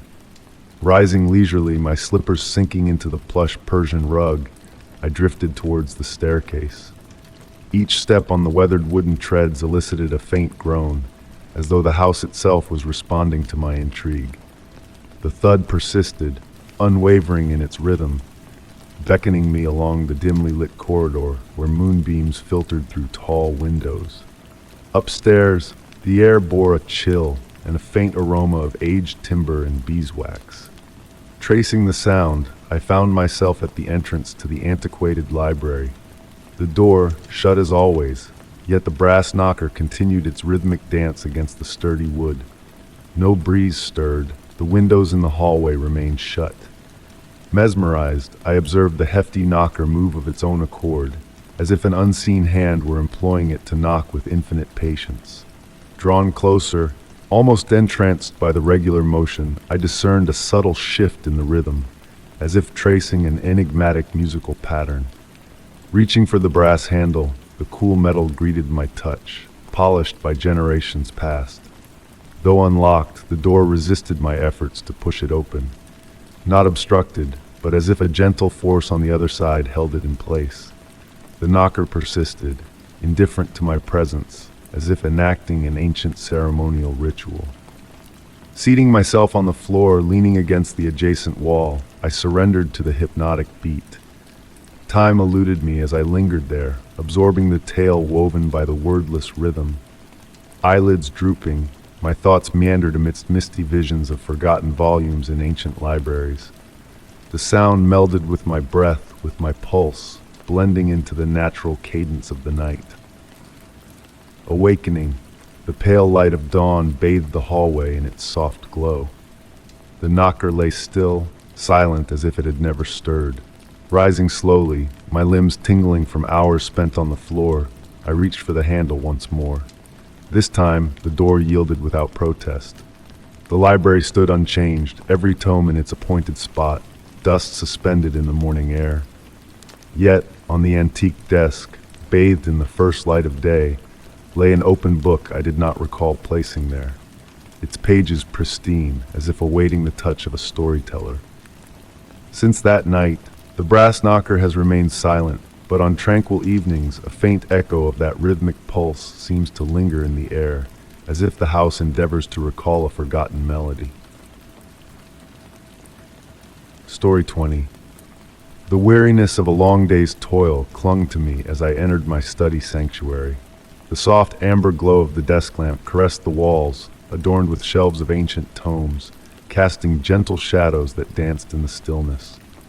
The aroma of aged paper and ink wrapped around me like a familiar cloak as I sank into the embrace of my well-loved leather armchair.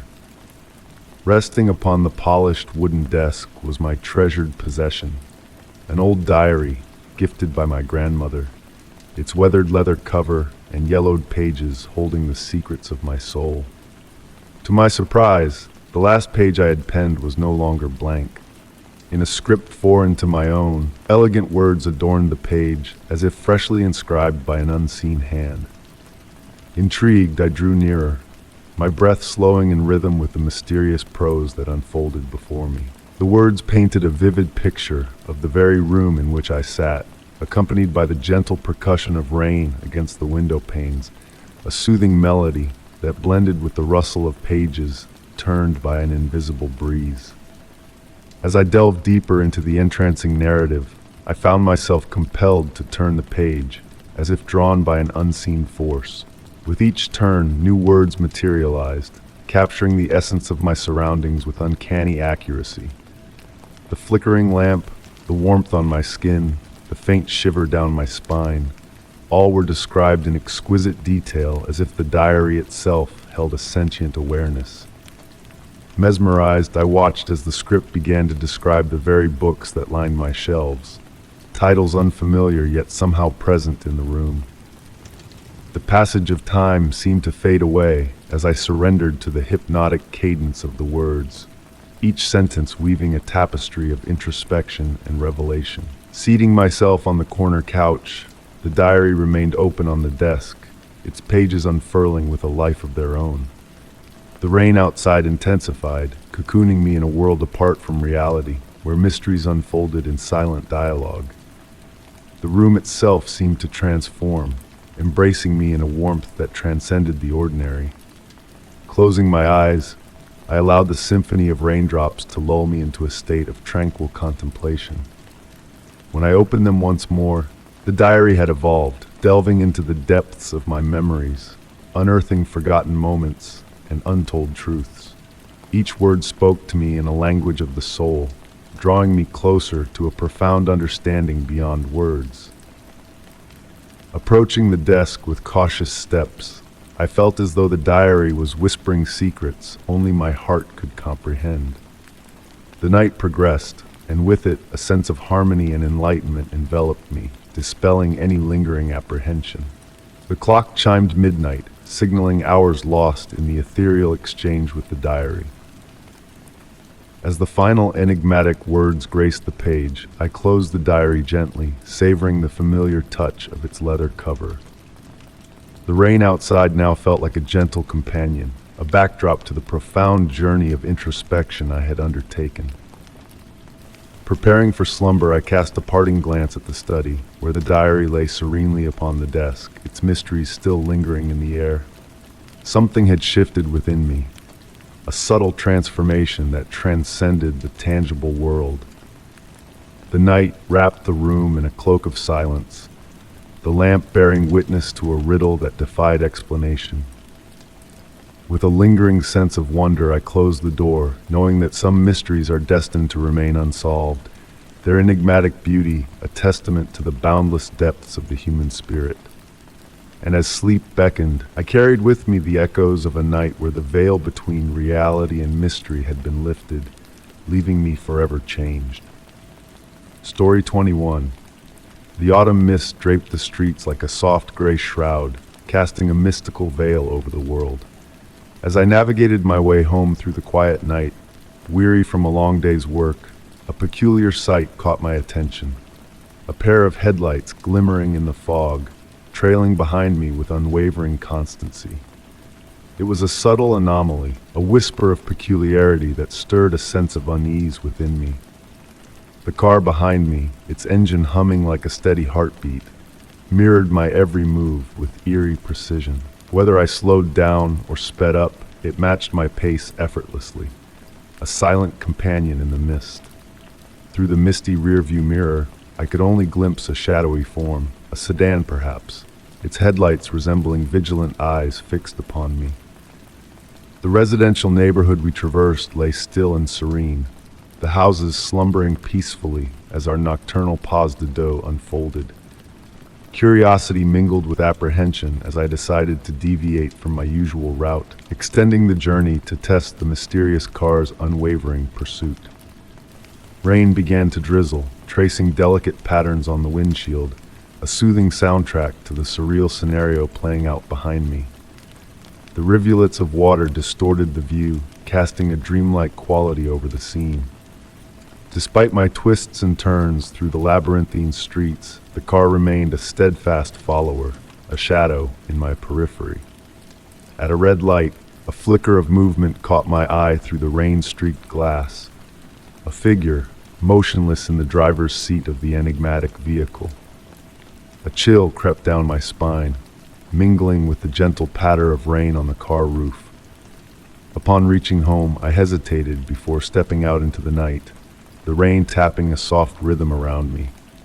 The car lingered at a distance, a silent sentinel in the darkness, its headlights casting an ethereal glow. Minutes stretched into eternity as I observed the stationary vehicle, a sense of foreboding settling over me. Then, as if surrendering to the night's embrace, the headlights dimmed, plunging the street into darkness. When I ventured out into the rain-soaked street, seeking answers, the car had vanished without a trace, leaving behind only whispers in the wind.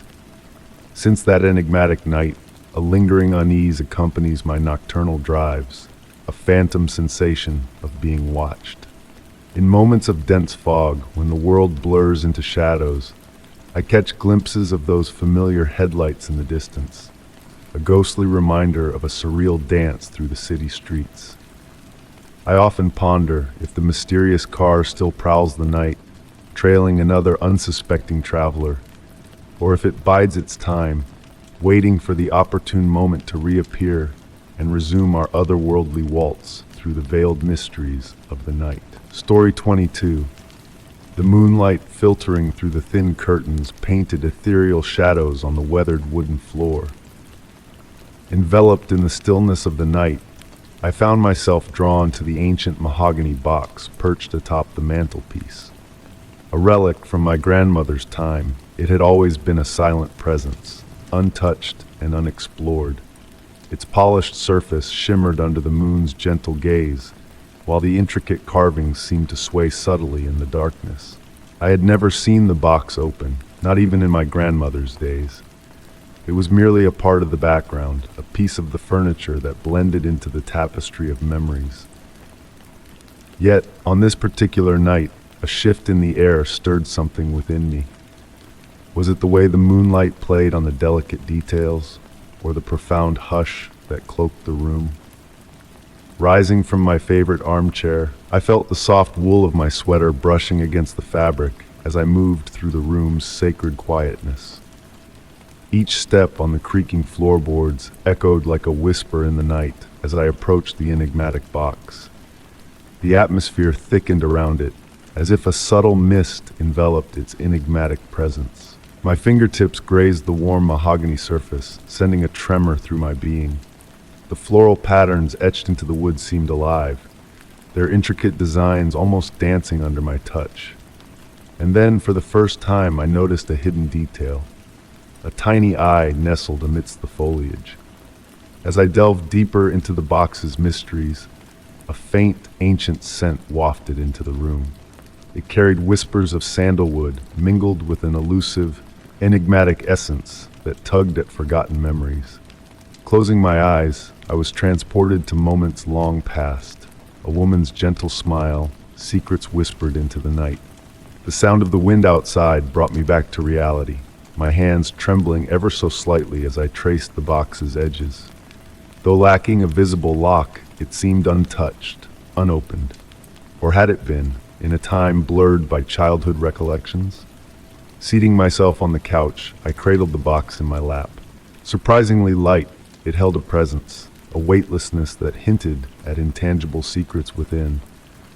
The warmth it exuded intensified, and for a fleeting moment I felt the gaze of the tiny carved eye upon me, familiar yet distant.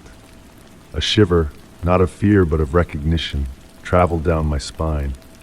My grandmother's cryptic words echoed in my mind, urging me to cease the relentless pursuit of answers. In the quietude of the night, cradling the enigmatic box, I began to understand.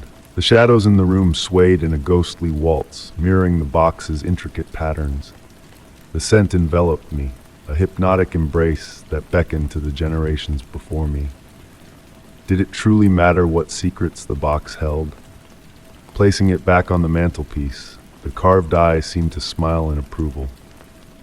Retreating to my armchair, a newfound tranquility settled within me. Some enigmas once comprehended do not clamor for resolution, but for reverence. The moon's luminescence bathed the room, deepening the silence with meaning. Eyes closed, I let the lingering fragrance lull me towards slumber. In that liminal space between consciousness and dreams, a faint sound arose from the mantelpiece. A sigh, a whisper, or perhaps just the wind's playful caress. The box stood sentinel, a silent guardian of its mysteries, a riddle left unspoken. And in that acceptance, a peace unlike any other embraced me. Story 23. Time appeared to freeze on that crisp autumn night while the rain whispered its gentle song onto the rooftop of the ancestral home. Nestled in my cherished armchair, I gazed at the gentle glow emanating from the floor lamp bequeathed to me by my grandfather. This lamp held a certain magic, adorned with a stained glass lampshade that wove whimsical patterns across the room. Yet on this particular evening, the shadows cast by the lamp took on a new allure, a mysterious quality that tugged at the corners of my curiosity. The shapes flickering on the walls seemed to pirouette with a life of their own, crafting intricate designs that had eluded my notice until now. Initially, I dismissed it as a trick of tired eyes, a byproduct of the day's weariness. However, the longer I observed those dancing shadows, the more apparent it became that they defied the laws of the physical world. When a passing breeze nudged the lampshade, the shadows did not sway in unison, but followed a clandestine rhythm of their own making. Intrigued, I rose from my seat and approached the lamp, drawn by its enigmatic allure. The colored glass exuded a subtle warmth, pulsating as if it harbored a hidden secret within its geometric patterns. Tracing my fingertips along the lampshade's surface, I discovered a revelation previously unseen. Etched into the lamp's metal base was a symbol, faint as a whisper, radiating a soft glow in the lamplight. As the shadows continued their silent ballet, I discerned more distinct forms emerging, graceful figures in motion, trees swaying in an unseen breeze, and ethereal creatures materializing and dissolving like fleeting dreams. It felt as though the lamp was not merely casting shadows but weaving tales of bygone eras through the silent dialogue of light and darkness. Seated on the floor, I became entranced by the surreal performance unfolding before me. The shadows seemed to respond to my presence, drawing closer as I leaned in and receding as I pulled away. Occasionally, a distant melody, a ghostly tune, accompanied their mystical dance, enveloping me in a tranquil embrace of wonder rather than fear. As the night deepened, the projected scenes grew more elaborate, blending everyday realities with flights of fancy. A child at play transforming into a soaring bird, a seamstress morphing into a dancing butterfly. The lamp appeared to be communicating in a language of light and shadow, narrating stories that transcended the boundaries of reality and imagination. Then, a revelation of unparalleled wonder unfolded. Some shadows mirrored moments from my own childhood, memories long thought forgotten, but vividly resurrected on the walls of the room. I witnessed myself as a youngster, frolicking in the backyard of this very abode, my grandfather imparting the lamp's mysteries to me for the first time, and other cherished recollections resurfacing from the depths of my consciousness. Outside, the rain continued its gentle cadence, a melodic backdrop to this intimate and enigmatic spectacle. The droplets tapping against the window pane seemed to harmonize with the shadowy choreography, as if all elements conspired in a silent symphony. Time lost its grip, and I surrendered to a tranquil reverie, immersed in the wistful beauty of the unfolding narrative. Gradually, the figures began to slow their dance, their movements languid as if bidding adieu after a grand performance. The shadows softened, their edges blurring, yet retaining an irresistible allure. It felt as though the lamp was whispering the final verses of a bedtime tale, preparing to resume its role as a mere furnishing. When I finally stood, the rain had ceased, enveloping the room in a profound hush, the shadows reverting to simple projections once more. Yet, a shift had occurred. Contemplating the ancient heirloom, I realized I would never view it through the same lens again. I pondered the countless untold stories this lamp harbored, the myriad memories and dreams waiting to be unfurled on tranquil nights like this one. Drifting onto the couch, I allowed the soft radiance to lull me into slumber. In my fleeting moments of wakefulness, a final shadow graced the wall, my grandfather's smiling figure, a silent assurance that some mysteries need not be unraveled to be cherished. Story 24. Winter nights have always held a strange allure for me, especially when the misty fog blankets the world in a hushed embrace. Picture me in my cozy study, enveloped in the comforting warmth of a woolen blanket, peering out the window into a landscape swallowed by a shimmering sea of silver mist. The soft glow of the lamp on my desk fills the room with a gentle light, casting flickering shadows that dance upon the walls adorned with rows of ancient books. In that tranquil moment, a peculiar sight caught my eye in the reflection on the glass. A small, mysterious wooden box, its intricate carvings shifting and changing with each glance. Though unfamiliar to me, there was a sense of déjà vu that tingled at the edges of my memory. Perched delicately on the edge of the desk, the box seemed to belong there, as if it had always been a part of the room. Its dark wood grain appeared to pulse faintly in the dim light, hinting at a hidden life within. With a rustle, I rose from my chair, the blanket slipping silently to the floor, the floorboards whispering beneath my feet. Drawing closer to the desk, a faint fragrance of aged wood and beeswax embraced me, stirring up long-forgotten recollections from my childhood. My fingertips grazed the warm surface of the box, tracing the ever-changing patterns that seemed to tell a tale of shifting landscapes, a moonlit forest, a tempestuous sea, a star-studded sky on an eternal night. Seated once more, bathed in the soft glow of the lamp, I scrutinized every detail of this enigmatic object. It dawned on me, with a shiver down my spine, that this box, with its mesmerizing carvings, had visited me in my dreams over the past weeks, appearing in different guises, yet always cloaked in the same veil of mystery that now enveloped it in reality. The room fell into a profound silence, the grandfather clock's ticking slowing to a near halt, as if time itself held its breath. Shadows morphed and swirled across the walls in intricate patterns under the flickering light of the lamp. Taking the box into my hands, I was struck by its unexpected weight despite its diminutive size. No visible lock adorned its surface, yet a certainty stirred within me that something of great importance lay hidden within. As I examined it further, the carvings began to shift, converging towards the lid's center to form a novel pattern that pulsed subtly under my touch. The scent of beeswax mingled with a mysterious, ancient aroma, its origin eluding my senses. A soft, melodic hum emanated from within the box, a lulling tune that tugged at the strings of forgotten memories. My eyelids grew heavy, a drowsiness creeping over me unexpectedly, while the lamp's light seemed to pulse in harmony with the hypnotic melody. Hours later, I awoke from my slumber, still seated at the desk, the fog outside dissipated to reveal a starlit sky. The box had vanished, leaving behind a ghostly imprint on the wooden surface, as though it had been a part of the room for eons. A bewildering realization struck me as I prepared for bed. A faint carving resembling those on the box adorned the back of my hand, softly aglow in the dim light. Since that fateful night, the box has continued to visit me in my dreams, each time with a new message to convey, a new mystery to unravel. Every morning, the carving on my hand evolves, as if composing a message that only time will decipher.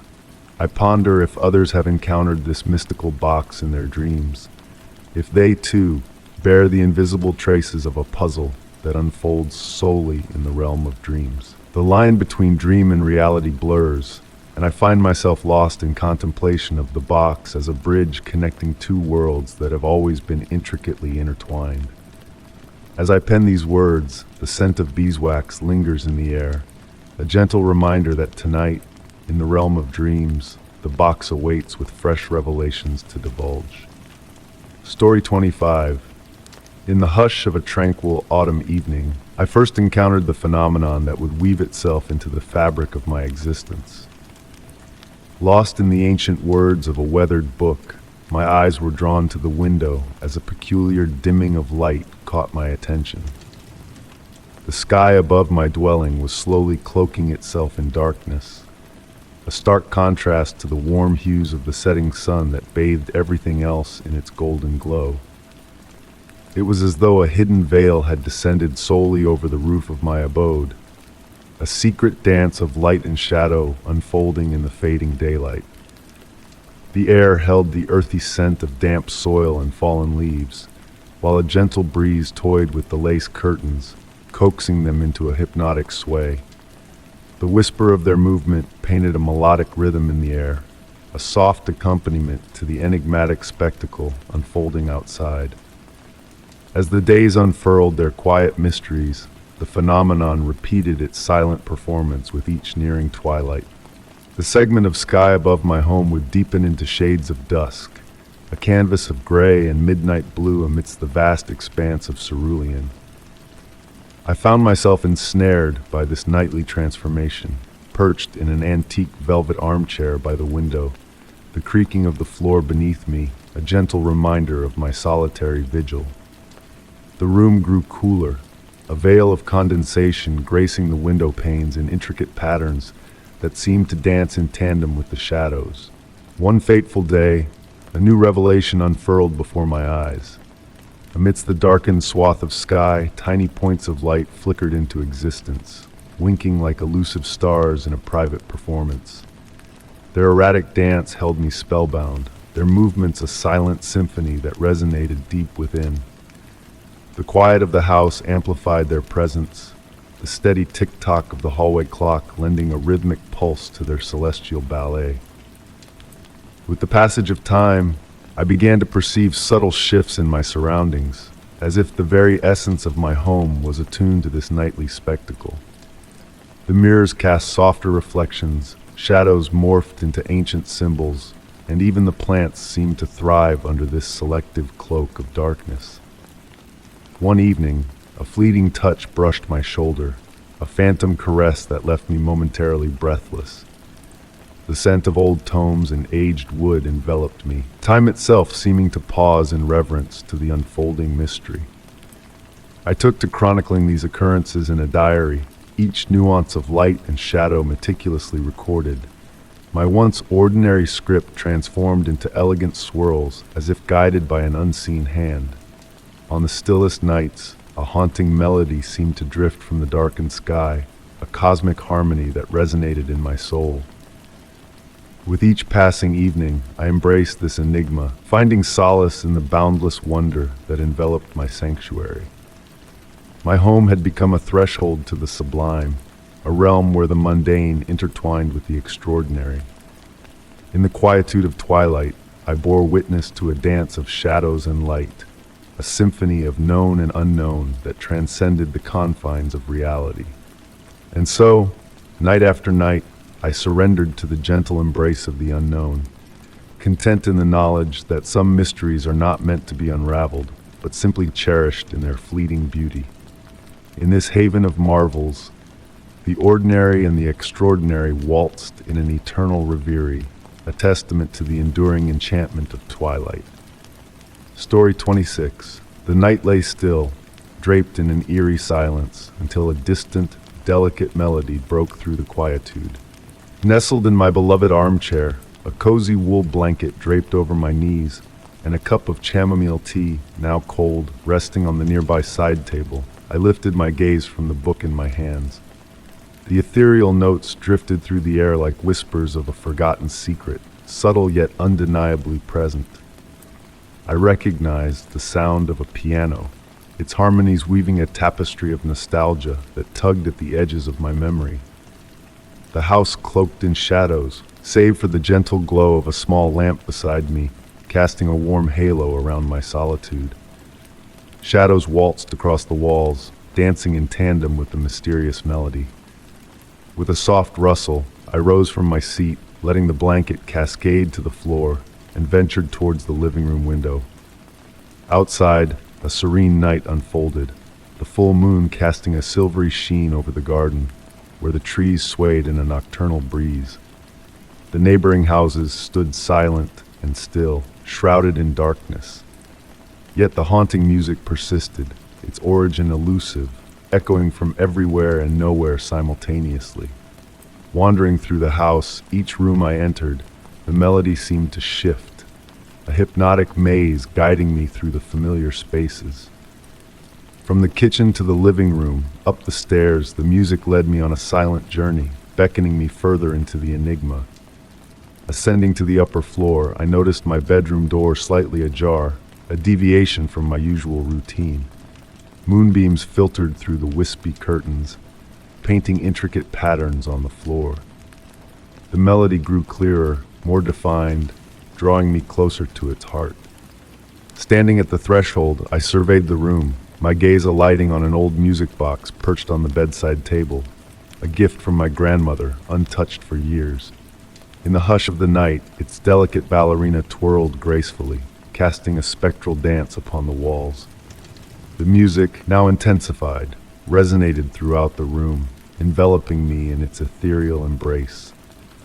Approaching cautiously, I sensed my heartbeat synchronizing with the enchanting tune. The music box exuded an otherworldly luminescence, its surface radiating a gentle warmth. As I reached out to touch it, I discovered a surreal transformation. The ballerina's features morphed into a miniature replica of my grandmother's countenance, her familiar smile etched in porcelain.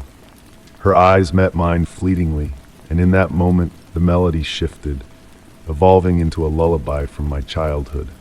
A wave of tranquility washed over me, dispelling any trace of fear, leaving only a profound sense of peace and longing. Immersed in the melody's embrace, I stood transfixed as the notes ebbed like receding tides, until the music box closed with a soft click, ushering in a new, meaningful silence.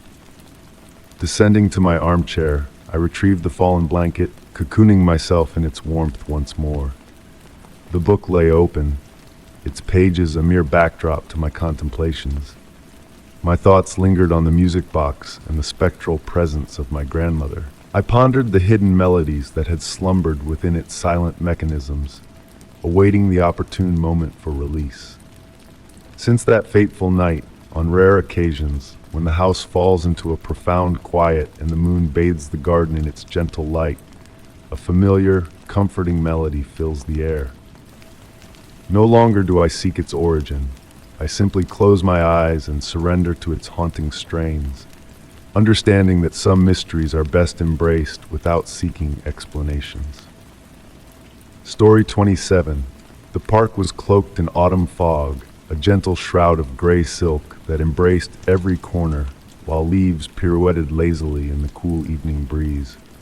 As I strolled along the gravel path, the scent of damp earth filled my senses, and my footsteps whispered softly with each step. The street lamps cast a soft glow, casting hazy halos in the mist, offering just enough light to guide my way. And there it was, a dark coat, neatly folded on a weathered wooden bench, untouched by time's passage.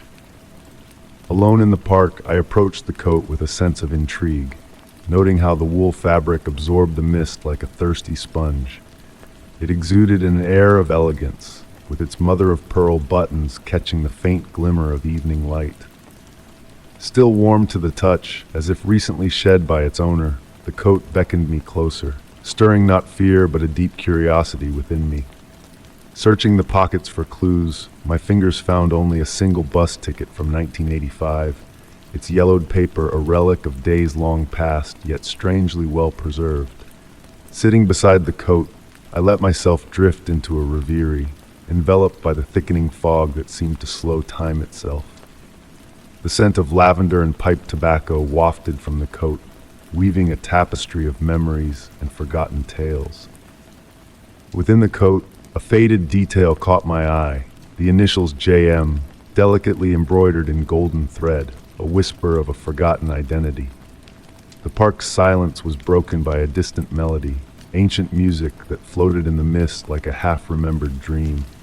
Rising from the bench, I sought the source of the music, but it eluded me, teasing from all directions and none. Returning to the coat, I noticed a subtle shift in its position, a sign that someone or something had moved it while my attention wandered. The perfect fold had loosened, a button catching the light in a different way, yet the park remained eerily still, save for the dancing shadows of the fog. Time seemed to stretch and bend, a surreal dance of light and sound unfolding around me. Lost in thoughts of the enigmatic JM, I felt a gentle touch on my shoulder, a fleeting caress that whispered of unseen presences. Turning, I found only the swirling fog, a silent witness to the mysteries of the night. The coat itself appeared aged now, as if time had accelerated for it alone, its fabric weathered and colors faded. Respecting the coat's silent story, I left it undisturbed and made my way through the mist, the distant strains of the waltz lingering in the air. The following morning, I returned to the park, drawn by a curiosity that refused to fade. The bench stood empty, save for the lingering imprint of the coat and a new bus ticket, fresh and dated for that very day. Even now, on foggy evenings, I sense the echo of that mysterious melody and catch hints of lavender and tobacco on the wind. Sometimes, as the streetlights play with the mist, I glimpse the shadow of a figure, an elegant man fading into the park's depths. Yet when I reach out to touch the elusive specter, all that remains is the whisper of leaves dancing in the evening breeze. Story 28.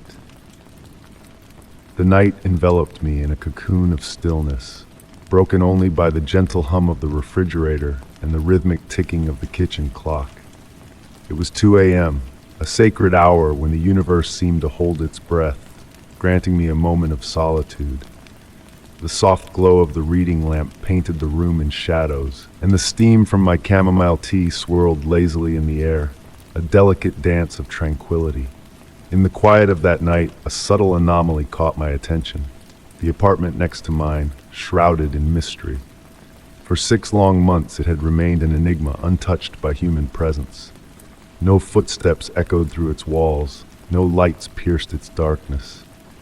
Yet, on this particular night, a faint light seeped from beneath the door, like a solitary candle in the void. Intrigued, I abandoned the comfort of my couch and approached the dividing wall, drawn to the unknown. Placing my ear against the cold barrier, I strained to discern any sign of life. The silence was profound, yet an unnameable heaviness lingered in the air, a whisper of secrets untold. Returning to my routine, I found myself inexplicably drawn to the enigmatic apartment in the days that followed.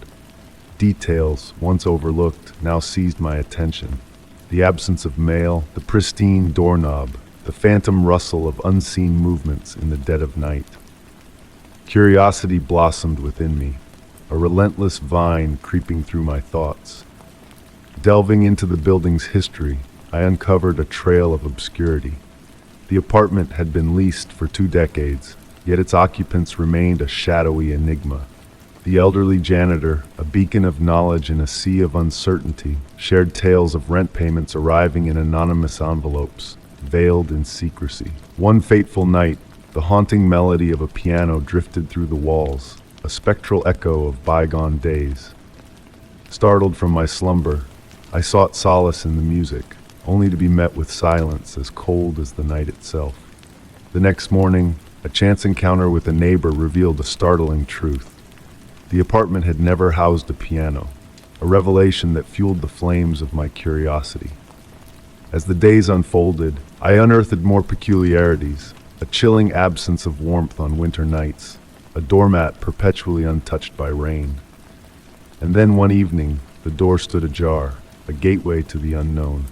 Heart pounding, I hesitated on the threshold, torn between curiosity and fear, between revelation and oblivion. In the end, I chose the safety of ignorance, retreating to the confines of my own sanctuary. The following morning, the door stood closed once more, a silent sentinel guarding its secrets.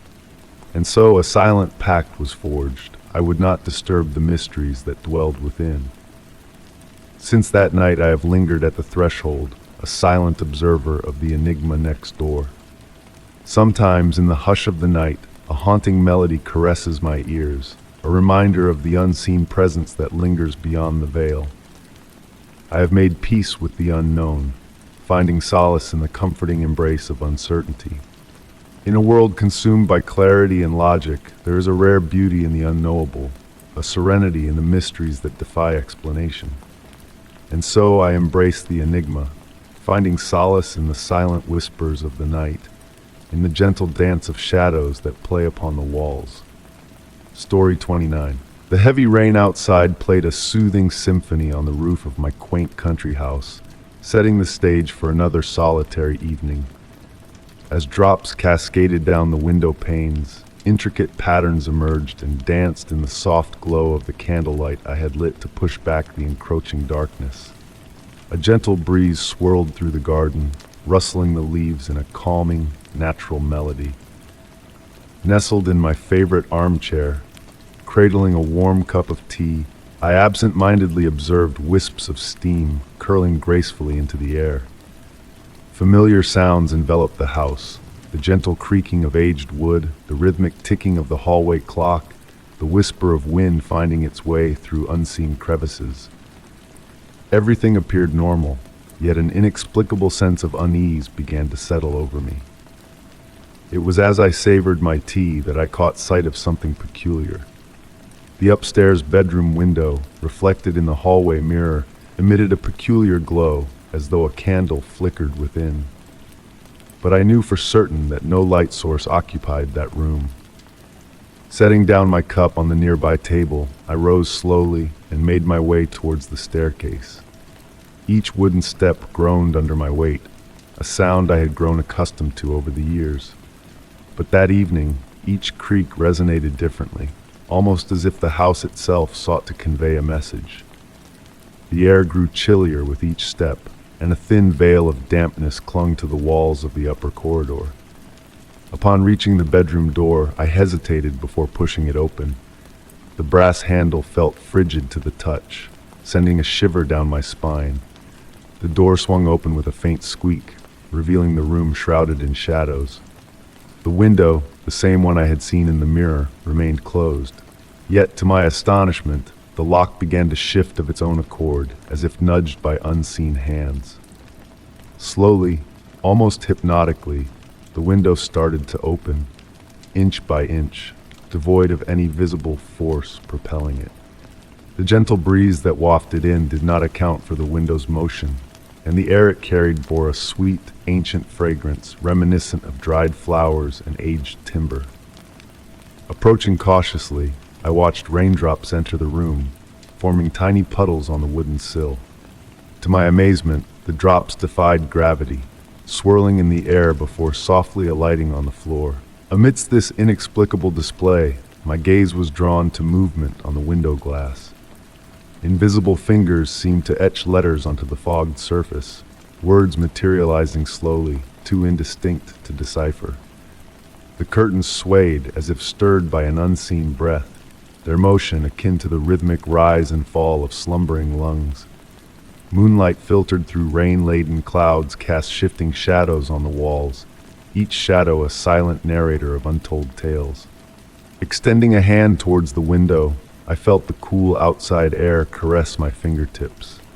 Just as my hand neared the glass, the window closed gently, mirroring its earlier unhurried motion. With a soft click, the lock engaged, and the ancient scent that had permeated the room began to fade. Motionless, I stood for several moments, enveloped by the persistent patter of rain outside.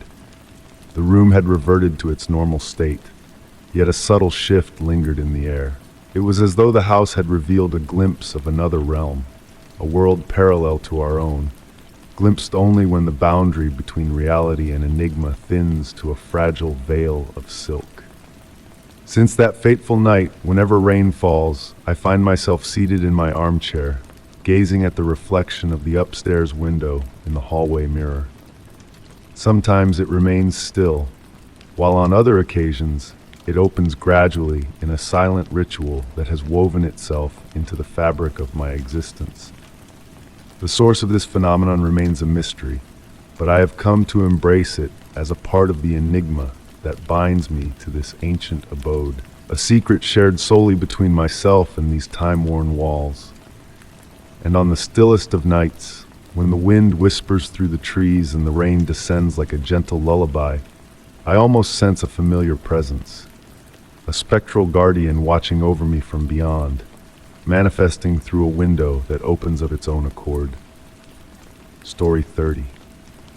The night was draped in a tranquil silence, broken only by the rhythmic symphony of the train wheels gliding along the tracks. Nestled in the final car, I found myself enveloped in a soft, dim glow emanating from the gentle fixtures hanging above. The air held a warmth, and the steady cadence of the train's motion cast a spell of almost hypnotic allure. Peering through the window, I watched as the fog pirouetted lazily in the darkness, morphing into fleeting shapes that dissolved into the night's embrace. It seemed I was the sole occupant of the carriage, or so I believed. My reflection in the window melded with the obscurity outside, birthing an illusion of an enigmatic presence observing me from the other side. The soothing melody of the rails whispered tales of yore, cradling me in its mechanical lullaby, coaxing me towards slumber. Amidst my reverie, a peculiar sight in my reflection caught my eye. A shadow loomed behind me, a figure seated a few rows distant. I had no recollection of anyone boarding, yet there they were, a silent sentinel. The journey of the train unfurled through the night, the wheel's persistent hum murmuring ancient, forgotten chronicles. I pivoted slowly, careful not to attract notice. The carriage basked in an amber hue, casting elongated shadows over the vacant seats. The enigmatic figure, draped in a dark cloak, sat unmoving, their countenance veiled beneath a wide-brimmed hat. Time appeared to stretch as I studied that silent specter. The air thickened with a tapestry of memories foreign to me. The passenger remained still, wordless, as though an intrinsic extension of the train itself. Summoning courage, I rose under the guise of heading towards the distant restroom. As I neared the mysterious entity, I discerned their coat to be of a substance that defied light, absorbing every gleam. A chill lingered around their presence, carrying a faint aroma of lavender and aged tomes. Passing their seat, I perceived a pause in time, the rail's clamor receding into a distant realm. A disquieting realization dawned upon me. Beneath the shroud of darkness, there was no perceptible breath, no hint of life. Standing at the car's end, uncertainty gripped me. Should I proceed to the next car or return to my berth? The corridor stretched endlessly, its dim illumination painting hypnotic patterns on the floor. Glancing back, I found the seat once occupied by the mysterious figure vacant. In its stead lay an antiquated train ticket, weathered by time. Trembling, I retrieved it, noting the date, 50 years past, on this very day. The ticket exuded warmth, as if freshly held moments prior. Retreating to my seat, the ticket clutched in trembling fingers. The train resumed its nocturnal voyage, the wheel's cadence a familiar reassurance. Beyond the misted window, silhouettes of figures seemed to tread alongside the train, companions on its nocturnal odyssey. Draped in wariness, I pondered how many others had crossed paths with the enigmatic passenger on the last train of the night. The ticket, a tangible token of the surreal encounter, seemed to wane in substance, akin to a fleeting dream upon waking. The train pressed on through the night, carrying its clandestine enigmas and spectral passengers. Drifting into slumber, a whisper of lavender lingered in the air, accompanied by the faint echo of retreating footsteps down the corridor of the carriage. Story 31. The winter twilight draped my bedroom walls in shades of purple, as raindrops tapped against the window in a soothing rhythm. A gentle flicker of candlelight cast dancing shadows on my grandmother's old vanity mirror, blending the fragrant scent of wax with the comforting aroma of burning firewood downstairs. Amid this tranquil scene, a peculiar sight caught my attention. While tidying my hair before the mirror, a fleeting image of a tall, slender figure seemed to glide behind me, an ethereal presence in the air. Startled, I turned around, but the room remained empty. Returning to the mirror, I dismissed it as a mere trick of light and shadow. In the days that followed, I found myself drawn to reflections all around me. The gleaming wooden table, the evening window glass, even the tiny mirror in my car, each offering glimpses of this mysterious entity. It was as though a parallel world of reflections existed, where this silent figure observed me with gentle curiosity. Without distinct features, it exuded a soft, silvery glow, at times hinting at a tender smile or subtle gestures. Rather than fear, I felt a sense of familiarity, as if this presence had always been by my side, only now revealing itself. One serene evening, engrossed in a book in my cozy armchair, the figure in the window's reflection appeared unusually clear. Instead of vanishing upon direct gaze, it lingered, accompanied by a faint rustle akin to silk stirred by an invisible breeze. Intrigued, I rose and approached the window, and to my surprise, the figure mirrored my movement from the other side. Details emerged, flowing, ethereal attire and graceful movements as if dancing on air. Extending a hand towards me, I reciprocated almost instinctively. In that moment, a profound realization dawned on me. The figure's presence enveloped the room in a profound calm. Sounds dulled, colors softened, and time itself seemed to slow, as if bridging the realms of reality and dreams. Seeking out reflections became a quest for that serenity, no longer driven by fear or curiosity, but by the longing for that tranquil essence the figure exuded. It appeared in moments of stillness, when worries and doubts retreated from my mind, offering solace precisely when needed. Over time, the figure became a silent companion, never pressing for answers or revealing its purpose. Some mysteries, I learned, are best left unsolved, their enigmatic allure more precious than any explanation. Even now, as the setting sun casts long shadows and the world hushes in quietude, I pause to embrace the reflections around me. In those suspended moments when time seems to hold its breath, I catch a glimpse, a luminous figure dancing among the mirrors, carrying a profound peace and a gentle reminder that some mysteries are simply meant to be embraced, not unraveled. Story 32. The soft rustle of paper gliding through my fingertips created a delicate symphony in the quiet of the attic. A warm glow from the setting sun filtered through a small, dusty window, painting the air with shimmering golden hues. Surrounded by the stillness, I found myself lost in a sea of old family documents until my eyes landed on a peculiar sight. A weathered envelope, its edges tinged with time, sealed with faded red wax. My name, elegantly scripted on its rough surface, beckoned me with an air of mystery.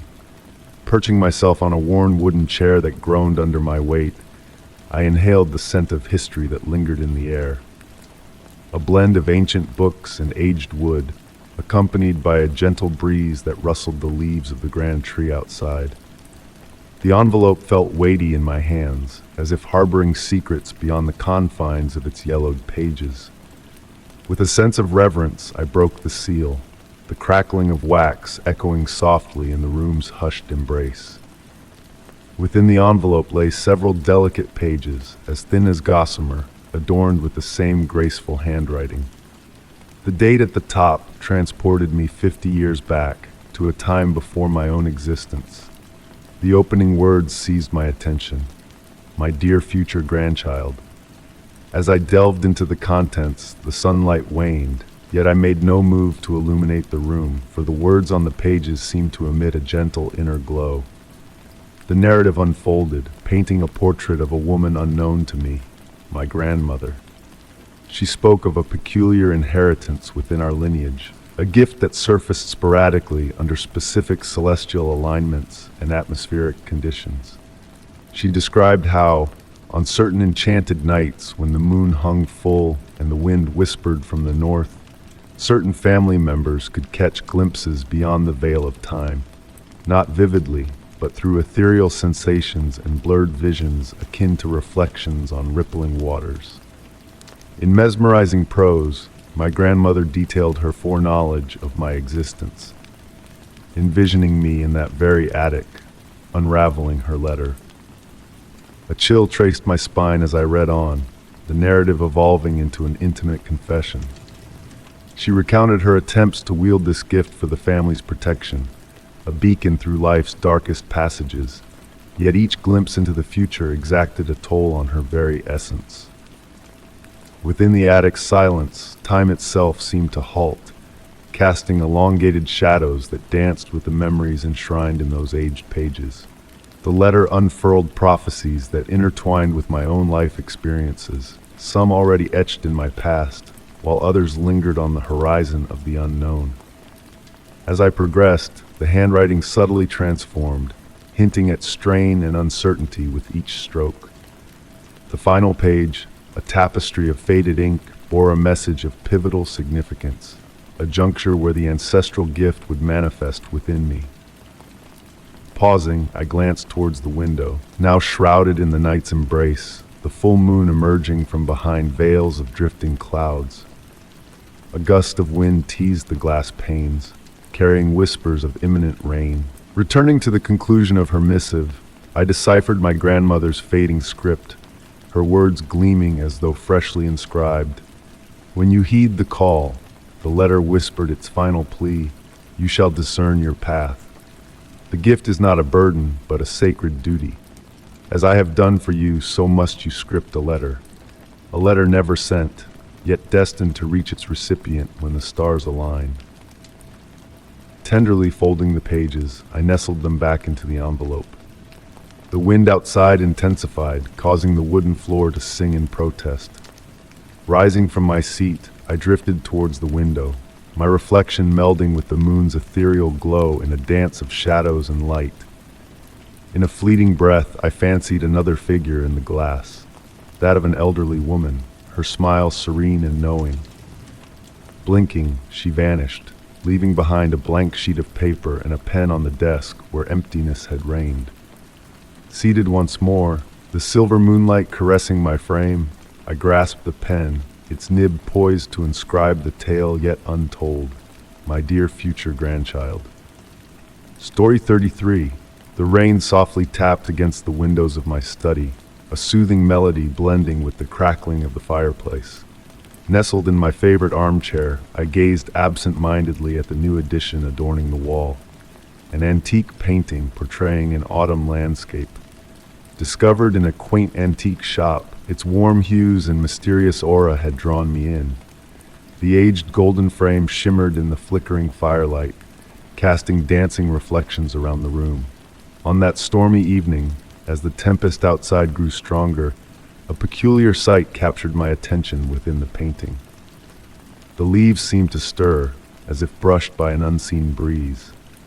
Initially, I attributed it to the play of shadows from the fire, but the longer I observed, the more I sensed a shift.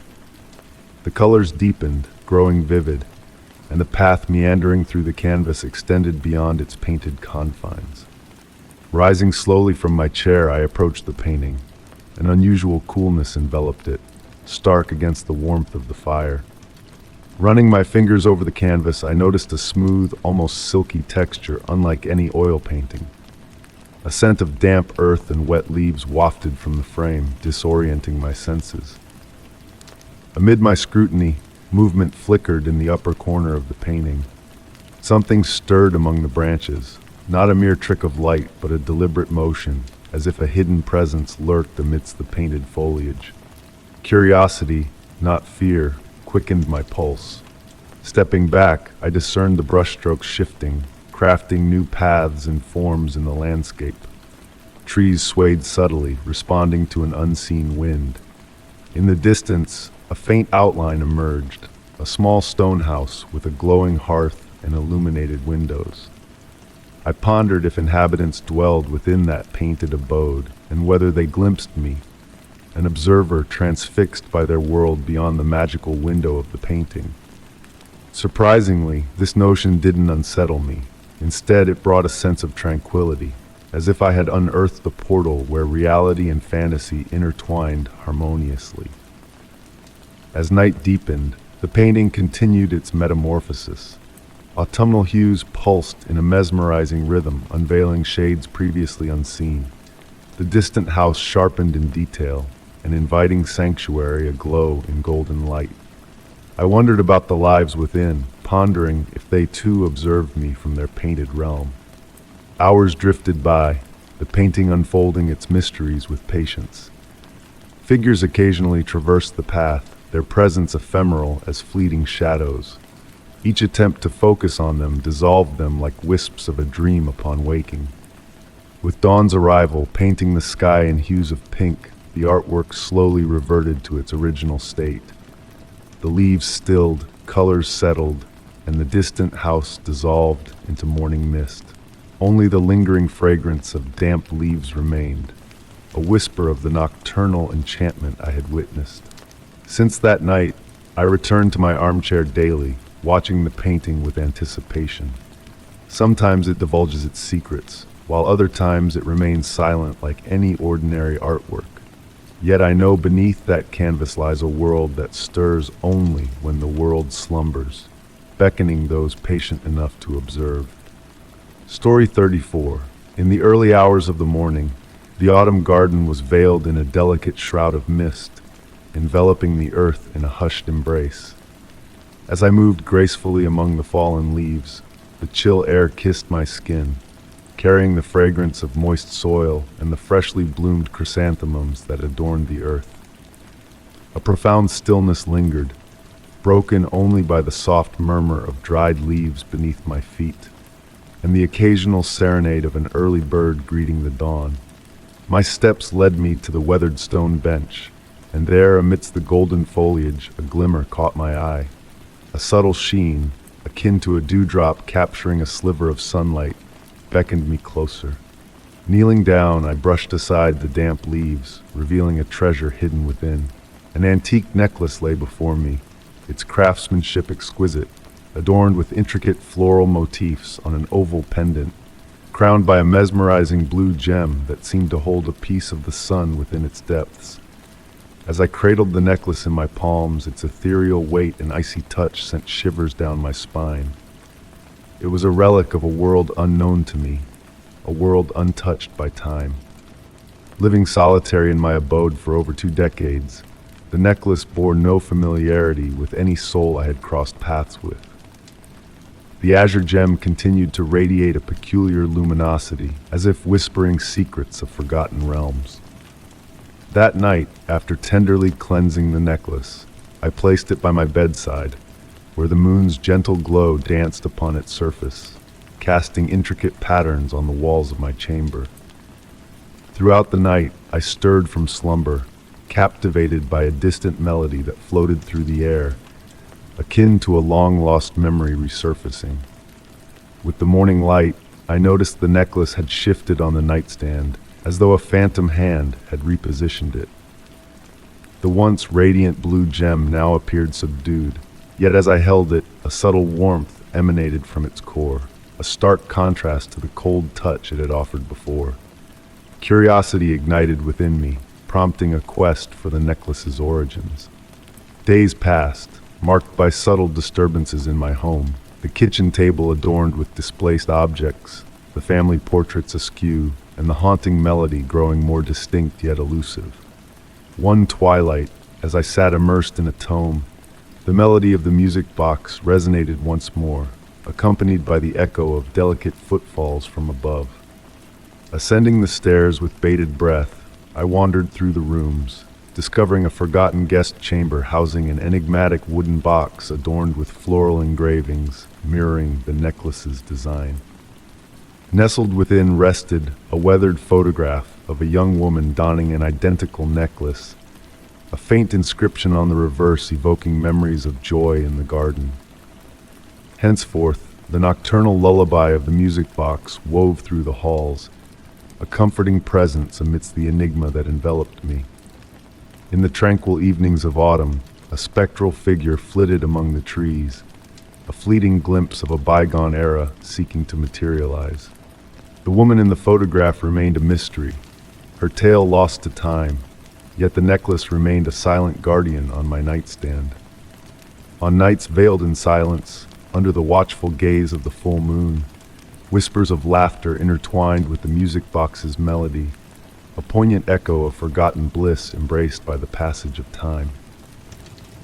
Story 35. The night unfolded with a hushed grace, as snowflakes descended from the velvety sky to drape the world in a cloak of purity. In the quiet embrace of the night, I, a solitary guardian of the museum, traversed its ancient corridors, each step a soft echo against the aged wooden floors. The gentle creaking beneath me intertwined with the murmuring hum of the heating system, creating a lullaby of familiarity. Pausing by a towering window on the second floor, I beheld the mesmerizing dance of snowflakes pirouetting through the air before alighting on the earth below. Amid this serene spectacle, a peculiar sight unfolded in the museum's inner courtyard. A figure moved among the skeletal trees, its presence not the anomaly that captivated me. It was the absence of any trace left upon the pristine snow. Instinct nudged me to the surveillance room, where a constellation of monitors cast a bluish glow upon the walls. Each screen I scrutinized, searching for the enigmatic figure, until my gaze settled on a blurry image on one of the courtyard feeds, as if a veil obscured the truth. Determined, I ventured forth. The museum's silence deepened as I descended to the ground floor, my footsteps a solitary cadence reverberating through the empty halls adorned with relics of old. The air crackled with a static charge, a prelude to the inexplicable. Through the glass doors to the courtyard, the snow's descent continued unabated. There, amidst the falling snow, the figure reappeared, a man cloaked in shadows, moving with an eerie fluidity that defied the laws of nature. No sound accompanied his passage, no imprint marred the virgin snow. With trepidation, I illuminated him with my flashlight, only to witness the light pass through him, casting ethereal reflections.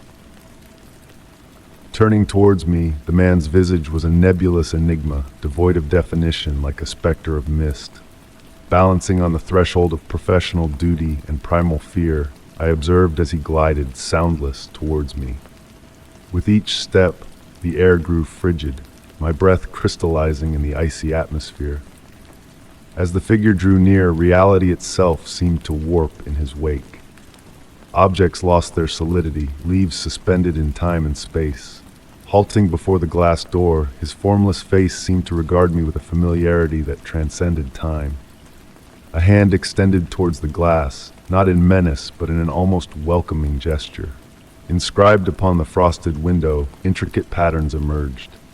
A cryptic language of frost, weaving a message of the forgotten past.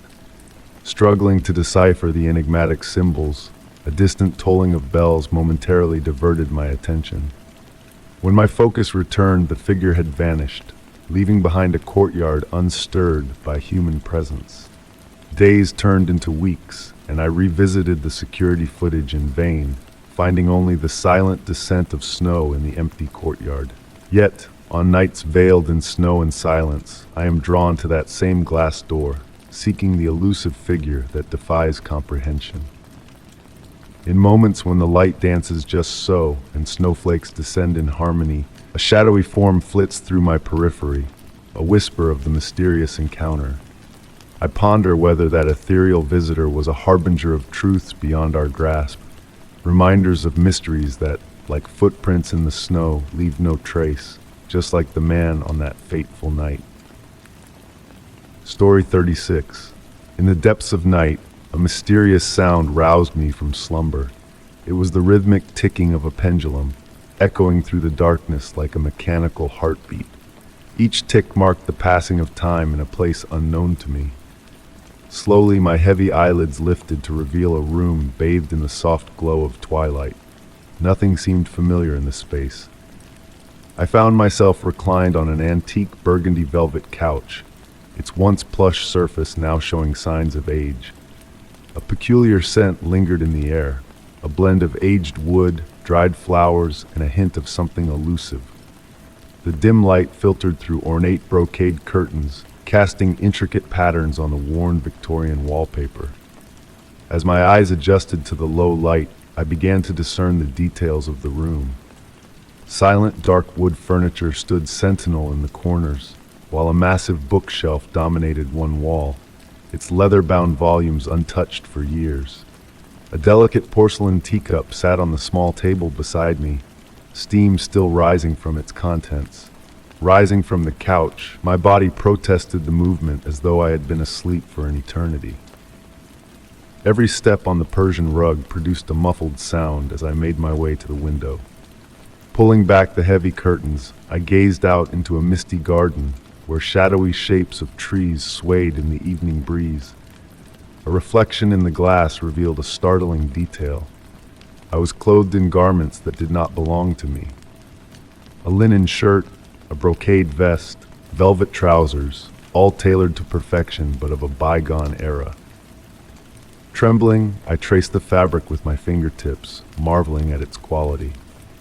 A flicker of movement caught my eye within the room, but when I turned, all was still except for the relentless swing of the pendulum, measuring time in a way that felt peculiar in this place.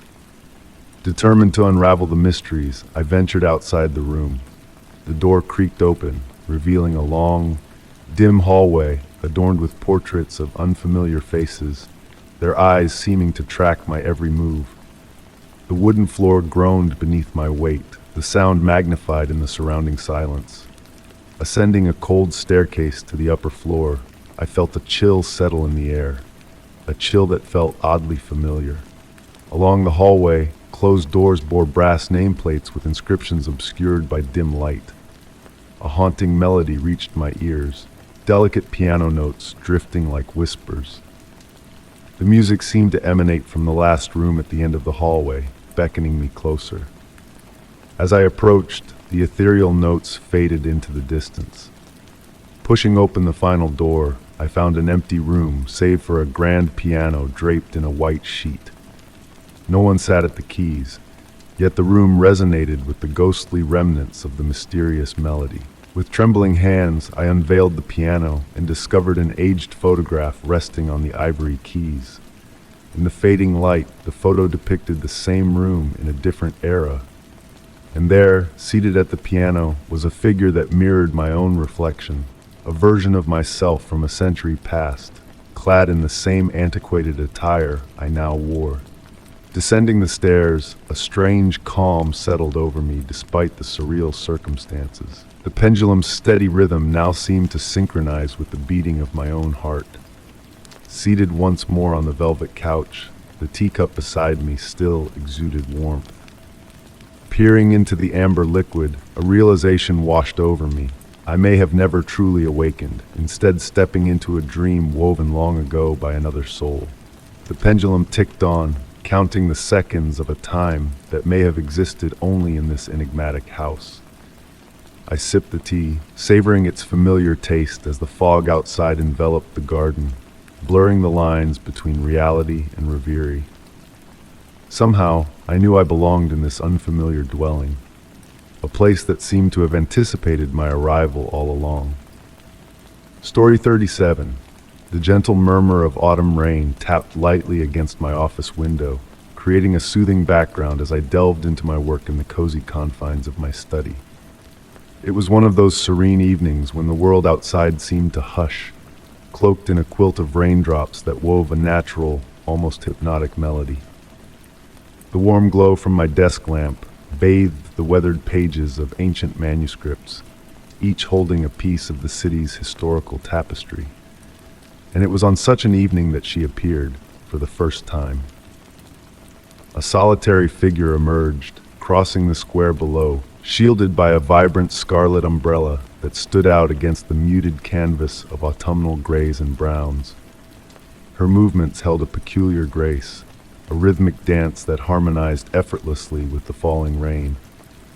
Every night, like clockwork, she traversed the square, becoming a silent part of my evening ritual, a mystery I awaited with growing intrigue. I could never quite catch a glimpse of her face, shrouded as it was beneath the canopy of her umbrella and the misty veil of rain that faithfully trailed her. But one night, as she paused in the square's center, a fleeting moment unfolded. She turned towards my window, and in the dim glow of the street lamps, I fancied I saw a ghost of a smile grace her pale features. And then, just as quickly, she continued on her path, vanishing into the night. In the ensuing days, subtle disturbances began to manifest. Water droplets appeared on the documents I cataloged, as if a phantom hand had brushed across them with damp fingertips. The delicate fragrance of antique roses lingered in the air, persistent yet ethereal, filling the study even with closed windows. And one evening, atop my desk lay an old photograph, monochrome and aged, depicting the square from 50 years prior, where amidst the crowd stood a figure with a red umbrella, a vivid anomaly in the faded image. On its reverse, a date was elegantly inscribed, October 15th, 1973. Delving into the archives, I unraveled the tale of Sarah Thompson, a young librarian from decades past who had once walked the same halls as I. She was renowned for her scarlet umbrella and her fervor for ancient tomes, her life meeting a tragic end in that very square on a rainy night, not unlike the ones that now enveloped me. As I pored over her story, the scent of roses grew more potent, and the rain outside seemed to transform into a melodic whisper, akin to a forgotten lullaby. The pages of the documents I perused began to stir, as if brushed by an unseen breath. Raising my eyes, I beheld her, closer than ever before. The red umbrella was folded now, revealing her visage clearly. Her eyes held a gentle warmth, her smile a tranquil serenity. In that moment, no fear gripped me, only a poignant sense of connection and comprehension. From that night onward, the woman with the red umbrella ceased her nightly pilgrimage across the square. Yet on rainy evenings, when the archive lay draped in silence and shadows pirouetted along the walls, I could still sense the echo of her footsteps and the delicate perfume of antique roses. and at times, when I perused aged documents, I would discover fresh droplets on the pages, as if a phantom hand had just graced them with rain-kissed fingers. I often pondered whether Sarah lingered still, a guardian of her cherished books, her spirit continuing to wander in the rain with her scarlet umbrella. This tale I've kept close, a secret shared solely between myself and the phantoms of the library. And whenever the rain pattered against the window panes, a smile would unfurl on my lips, knowing that somewhere in the folds of time, a woman with a red umbrella embarked on her eternal journey. Story 38. The gentle evening breeze whispered through the open window, carrying the delicate fragrance of night-blooming flowers into the room. Nestled in my favorite armchair, I found myself entranced by the flickering shadows that danced across the walls, cast by the soft glow of a single candle.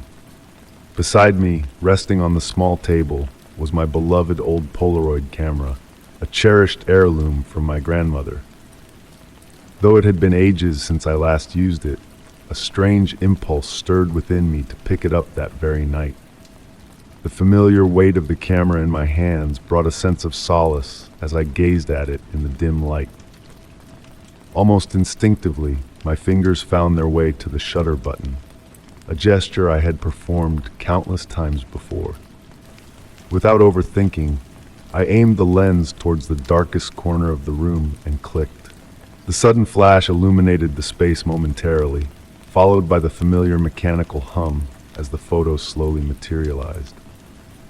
I watched in quiet anticipation as the colors emerged on the blank surface before me.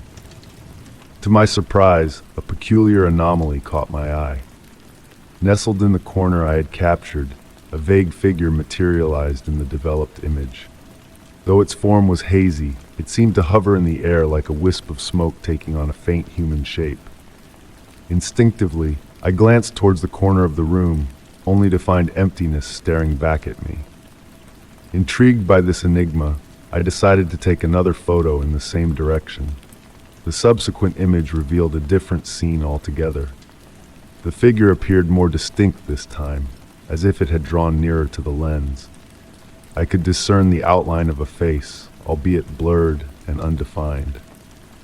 A subtle chill ran down my spine, not born of fear, but of a profound curiosity. I continued snapping photos, each unveiling a clearer depiction of the mysterious apparition before me. With each click, the figure seemed to inch closer, gradually revealing more defined features. It was almost as though it used the photographs as a conduit to manifest itself, each snapshot solidifying its presence in our realm. The once blurry contours began to take shape, hinting at a vintage attire reminiscent of the 1940s. A profound silence descended upon the room, thickening the air with an unseen yet palpable presence. As I captured more images, the room grew colder, the candle flame flickering erratically in the stillness. I proceeded more deliberately, savoring the peculiar communion unfolding before me. In the final photo of that evening, the figure loomed so near that it nearly filled the frame. A gentle smile graced the woman's face, her eyes seemingly peering directly into mine through the glossy Polaroid surface. There was a striking familiarity in that smile, a resonance that stirred memories long dormant within me. It was only when I rose to retrieve an old photo album that I noticed a slight tremor in my hands. Leafing through the aged pages, I stumbled upon a picture of my grandmother in her youth, captured by the very same Polaroid. The smile mirrored that of the apparition, a poignant connection spanning generations. Arranging the photos chronologically on the table, a silent narrative unfolded, a bridge forged between two worlds through the lens of a vintage camera. I never attempted to replicate the experiment, returning the Polaroid to its place on the shelf. Yet, on tranquil evenings bathed in the golden hues of twilight, I find myself drawn to those photos. At times it appears as if the smile captured in the images subtly shifts, as if my grandmother is endeavoring to convey a message. In those fleeting moments, the boundary between memory and reality blurs, akin to the fragile surface of a freshly developed Polaroid, an ethereal convergence of past and present, woven through the threads of time. Story 39. The old grandfather clock in my study chimed midnight with its deep, familiar resonance, each echo drifting through the still air like gentle ripples on a serene pond. I was nestled in my worn leather armchair, a beloved book cradled in my lap, while the soft patter of rain outside created a soothing symphony against the window panes. The house itself seemed to sigh softly, its ancient wooden structure settling into the hush of the night. My gaze wandered to the hallway door, its dark wooden frame softly illuminated by the warm glow of my reading lamp. There was an inexplicable aura of difference about it tonight, a subtle shift that I couldn't quite pinpoint. Perhaps it was the way the brass handle caught the light, or maybe the grain of the wood appeared altered in some imperceptible manner. Despite having resided in this house for 15 years, this door now felt like a stranger in the night. Slowly I rose from my chair, carefully marking my place in the book with a delicate silk ribbon. The floor beneath my slippered feet felt cool, the chill seeping through the fabric. With each step towards the door, the temperature seemed to drop further, as though a touch of winter had crept into this solitary corner of my home. When my fingers brushed against the handle, it surprised me with its unexpected warmth, a stark contrast to the coolness of the surrounding air. The door swung open effortlessly, revealing the familiar hallway beyond. Everything appeared as it should, the faded wallpaper, the worn carpet, the cherished photographs adorning the walls. I closed the door with a shake of my head, chiding myself for letting my imagination weave tales of mystery and intrigue. That night, my dreams were filled with doors. They materialized in improbable places, nestled in garden blooms, suspended in the heavens, standing solitary on desolate shores. Each door bore the same brass handle as the one in my hallway, radiating warmth despite their inexplicable surroundings. As morning light filtered through the windows, I went about my daily routines, scarcely sparing a glance at the hallway door as I passed by. It wasn't until dusk, as the sun began its descent, that I noticed a peculiar change. The door appeared lighter in color, as if it had aged decades overnight. The brass handle now bore a weathered patina that hadn't been there before.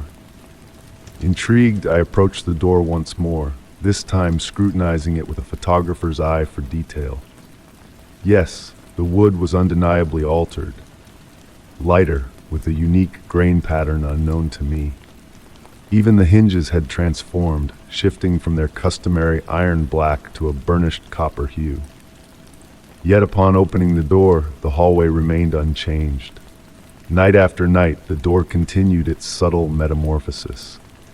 Sometimes it seemed aged, other times rejuvenated. The position of the handle would shift slightly, or the frame would gain or lose intricate carvings. I began diligently documenting each alteration in a journal, capturing the changes with meticulous sketches and detailed descriptions. Strangely, the door never transformed under my watchful gaze. It only did so during the darkest hours of night, when the house held its breath in silence, and my focus wavered elsewhere. One evening, a decision took root in my mind to stay awake and witness the door's evolution throughout the night.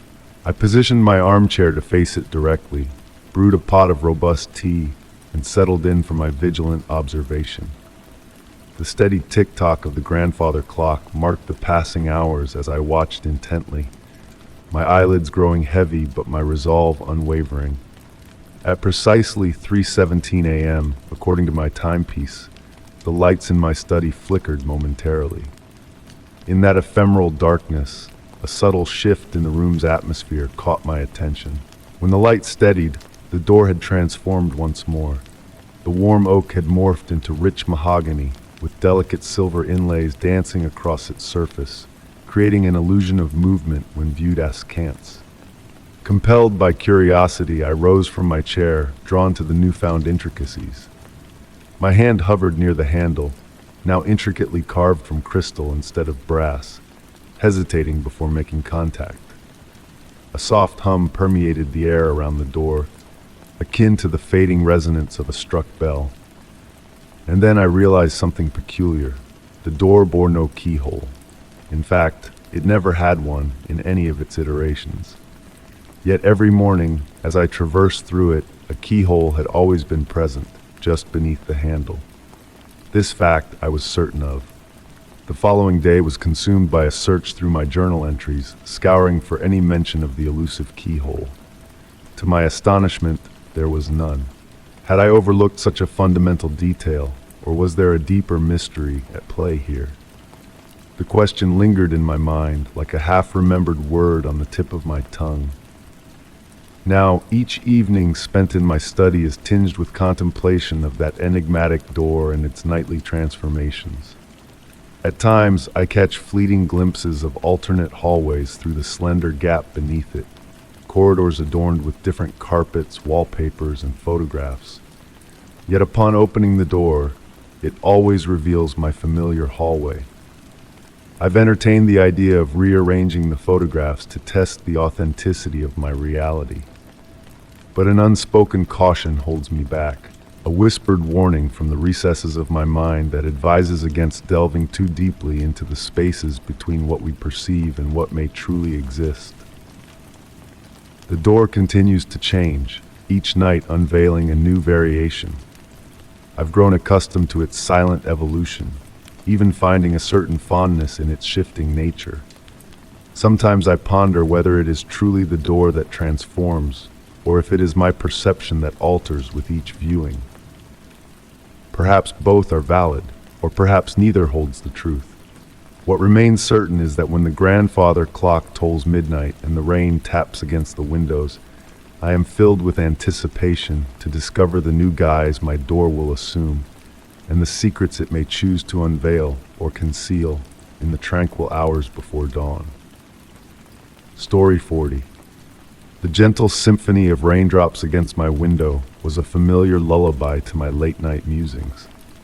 Each droplet, a silent messenger, painted shimmering trails down the glass, weaving an intricate tapestry of liquid light. Bathed in the soft amber glow of my desk lamp, I sat cocooned in a sphere of warmth, the rest of the room shrouded in velvety darkness. A ritual had formed around observing the rain's dance, deciphering the enigmatic patterns in its wandering paths. Often lost in reverie, I fancied tales hidden within the crystal-like trails left by the drops. But on this particular night, a peculiar shift in their rhythm caught my attention. The water meandered in novel ways, as if guided by an unseen force.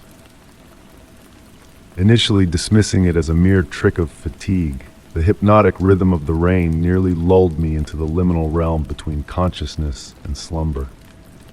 Yet as I continued to gaze, the anomalies in the patterns grew more pronounced. Droplets deftly avoided certain areas on the glass, delineating dry spaces that gradually coalesced into the semblance of a figure. Holding my breath, I leaned in closer to the window. The reflection not only mirrored the rain, but also captured the dim interior of my room behind me. Within that layered looking glass of water and glass, a subtle peculiarity in my own reflection caught my eye. It seemed slightly out of sync with my movements, as though trailing my actions by a fraction of time. The rain's whisper, once a gentle murmur, now enveloped me in a melodic embrace. Mesmerized, I witnessed my reflection's hand reach out to touch the glass, a move my own hand hadn't made, remaining placid in my lap. The motion flowed with a fluid elegance, akin to a dancer performing a routine I had yet to learn. A tender warmth spread over my skin, defying the chill near the window.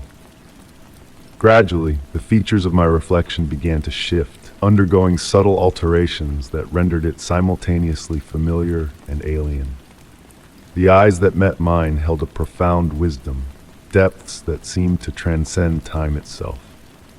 Frozen in place, I watched as my reflection continued its graceful metamorphosis.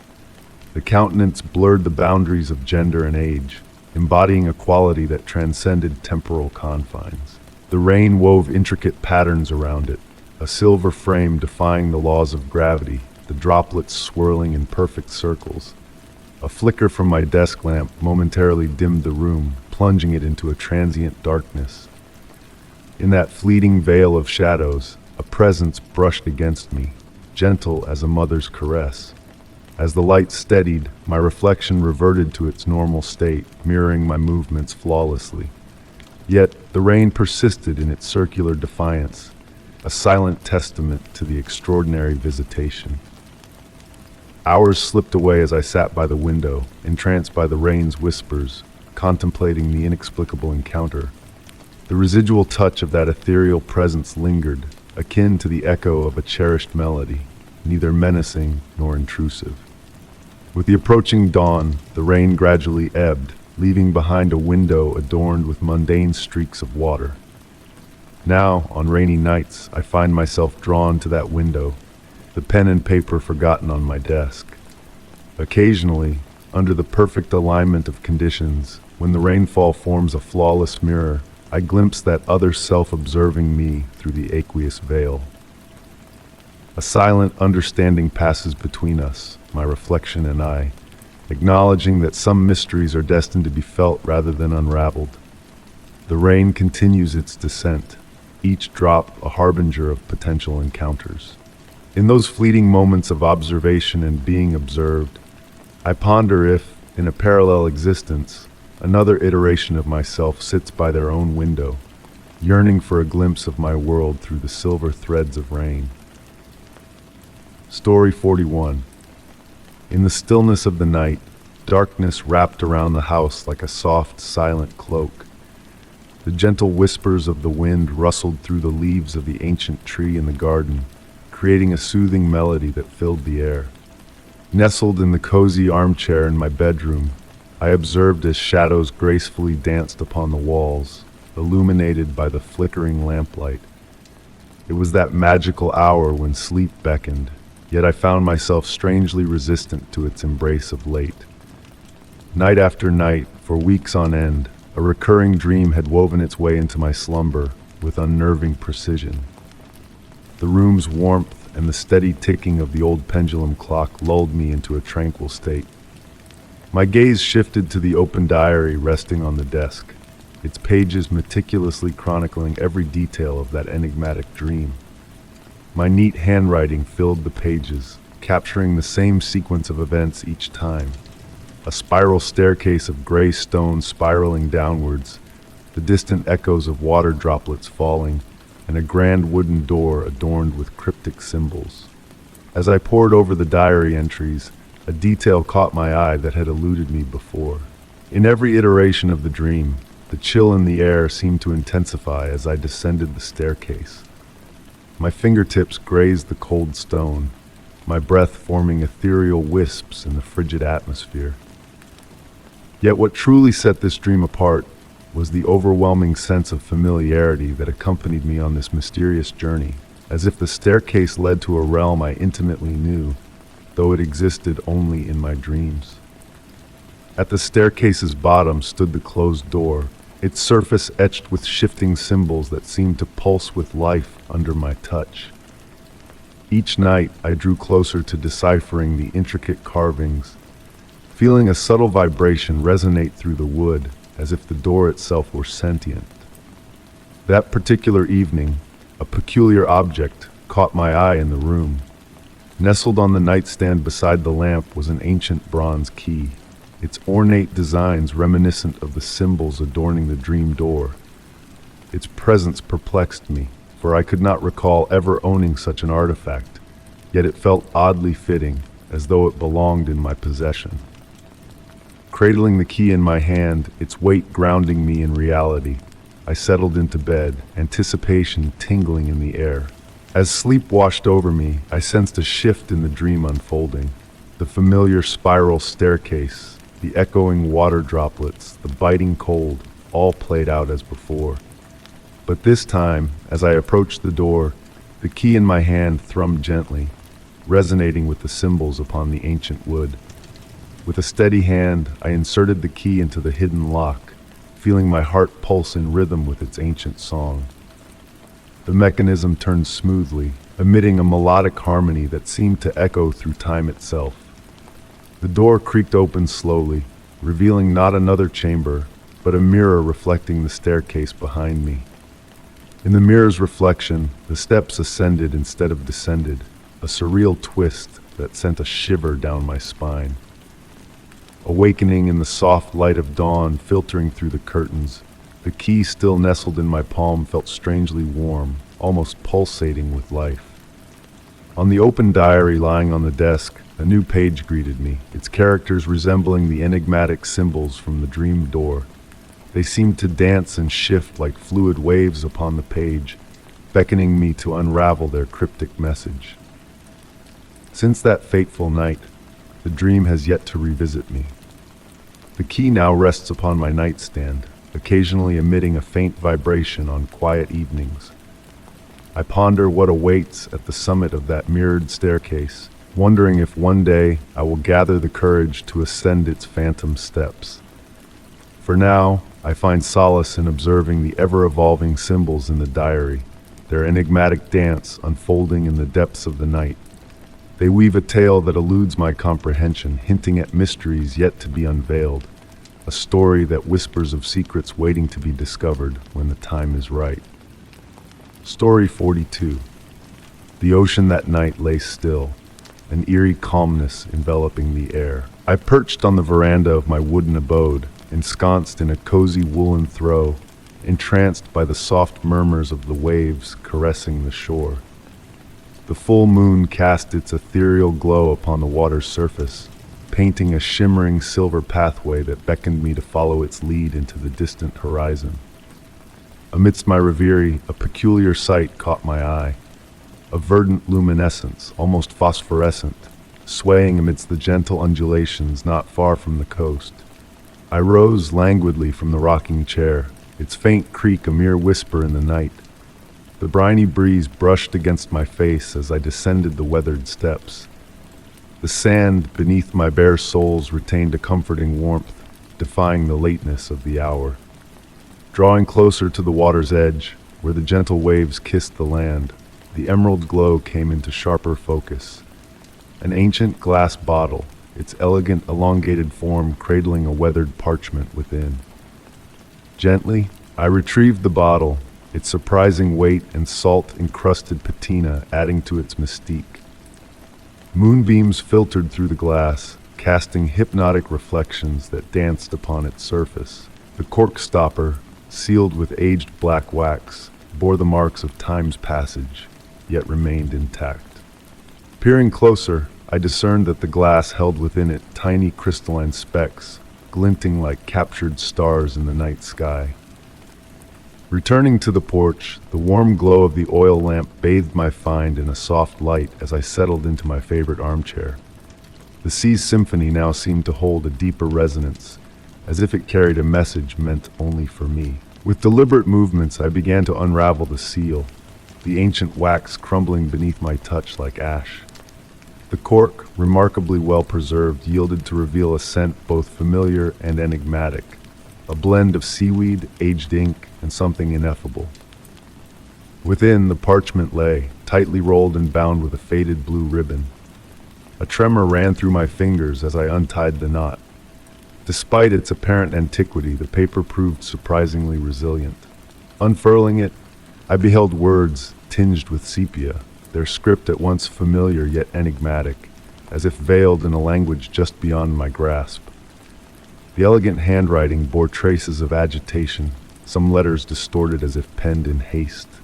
As my eyes adjusted to the faded text, fragments of phrases emerged. Time ebbs differently in this realm, and the light takes on new forms.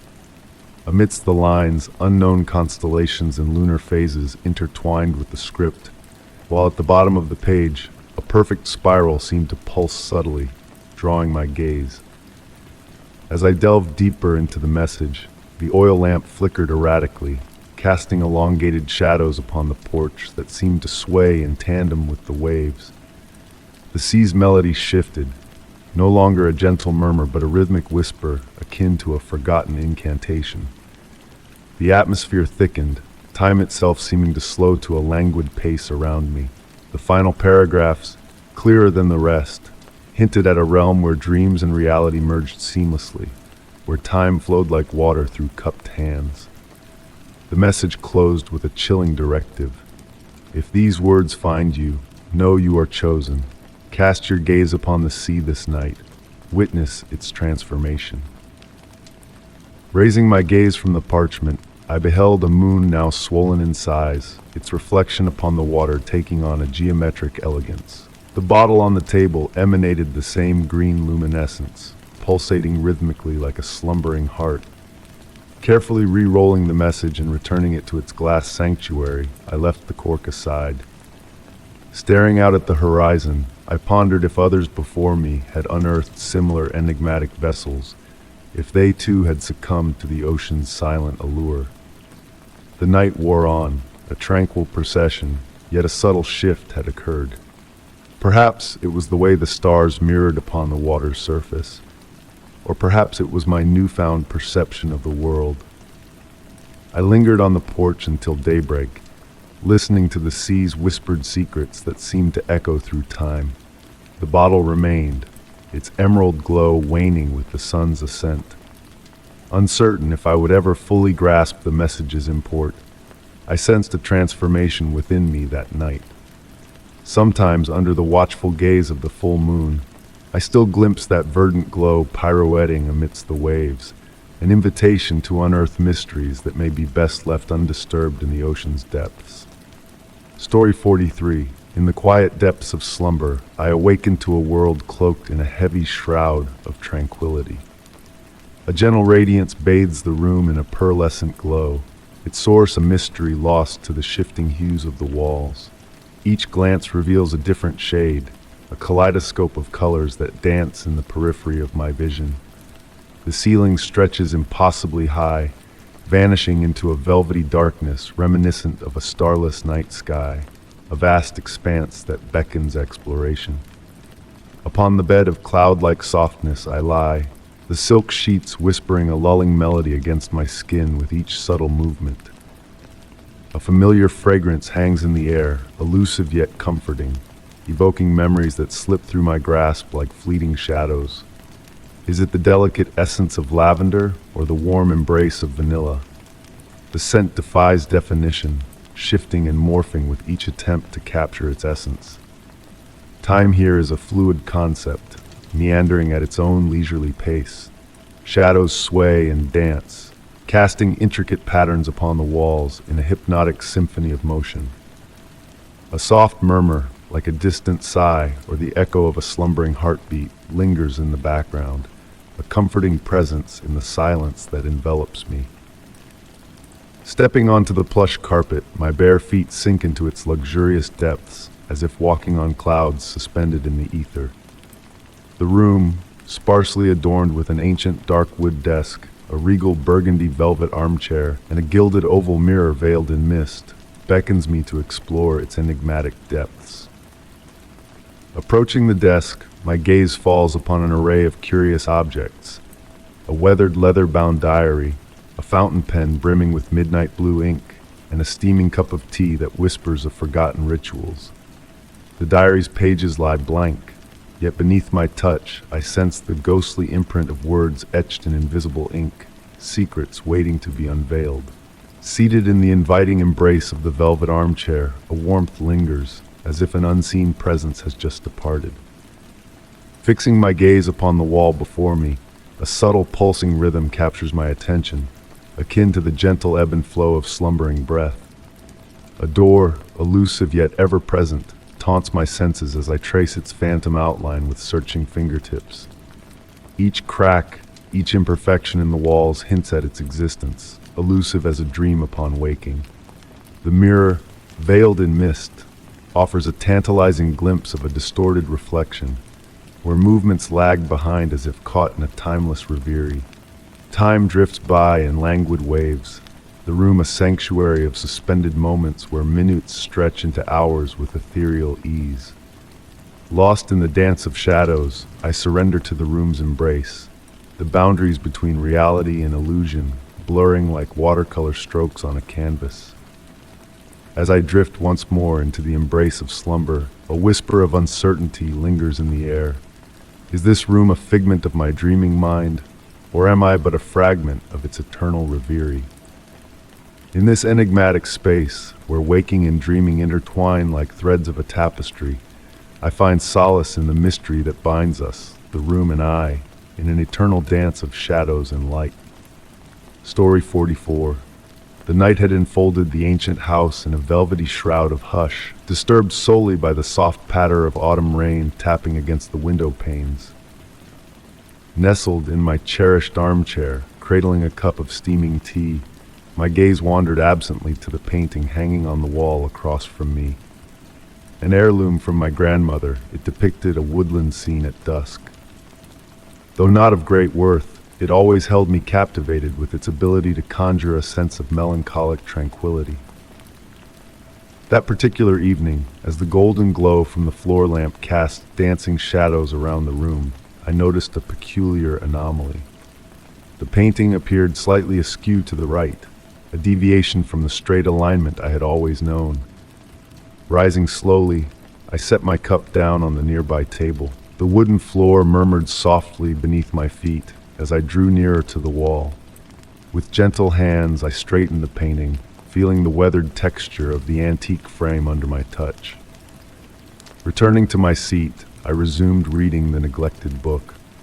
The tea's warmth and the soothing cadence of the rain conspired to lull me into a gentle drowsiness. It was only after a brief interval, when I glanced up, that I beheld the painting askew once more, this time leaning to the left. A subtle shiver traced my spine as I sought to rationalize it as a trick of fatigue or a play of light and shadow. Rising again, this time more cautiously, I approached the painting. To my astonishment, I noted a detail I had never before perceived. The sunset hues appeared more vibrant, almost pulsating, and the tree shadows seemed elongated compared to earlier. With trembling fingers, I brushed the canvas's surface. It emitted a warmth, as if it had absorbed the room's heat, yet there was a peculiar quality to the way the paint caught the light. In the ensuing days, I found myself increasingly fixated on the painting. Each time I entered the room, it seemed to have shifted slightly, sometimes imperceptibly, other times more noticeably. Not only did its tilt vary, but the painting's details themselves seemed to subtly transform. The density of the trees altered on occasion. The clouds in the painted sky shifted shape. I began documenting the painting with photographs each morning and evening, meticulously comparing the images. The variances, though slight, were undeniable. In the painted forest, small elements appeared and vanished. A bird's nest nestled among the branches, a hidden glade, a faint path that had not existed before. The sunset seemed to inch along imperceptibly, as if time within the painting flowed at a different tempo than our own. On a particularly tranquil evening, while seated in my customary armchair, a movement caught my peripheral vision. The painting was tilting on its own, with an almost imperceptible slowness. Not fear, but a profound curiosity mingled with an ethereal calm enveloped me. The motion was fluid, as though an unseen hand tenderly caressed it. I approached the painting once more, unhesitatingly this time. The canvas's surface seemed to quiver faintly beneath my gaze. In the glass's reflection protecting the painting, for a fleeting moment, I fancied I glimpsed a familiar figure. The blurred profile of my grandmother, ephemeral and indistinct like a faded memory, seemed to smile as she adjusted the painting to its proper position. Since that moment, I have embraced these subtle changes as part of the house's enchantment. Each night, before retiring to bed, I devote a few moments to studying the painting, endeavoring to uncover its new secrets. At times, I believe it is my grandmother's way of signaling her enduring presence, overseeing me through this enigmatic canvas that shifts and breathes like a living entity. I have shared this tale with none, electing to cherish this sweet enigma in the depths of my heart. The painting continues its subtle repositioning, but now it does so less frequently, as if it has found equilibrium between revealing itself and preserving its mystery. and I persist in my nightly ritual, ensconced in my armchair with a cup of tea, attuned to the rain's symphony on the window panes, observing the painting that leads its own existence, engaged in a silent exchange understood solely by the two of us.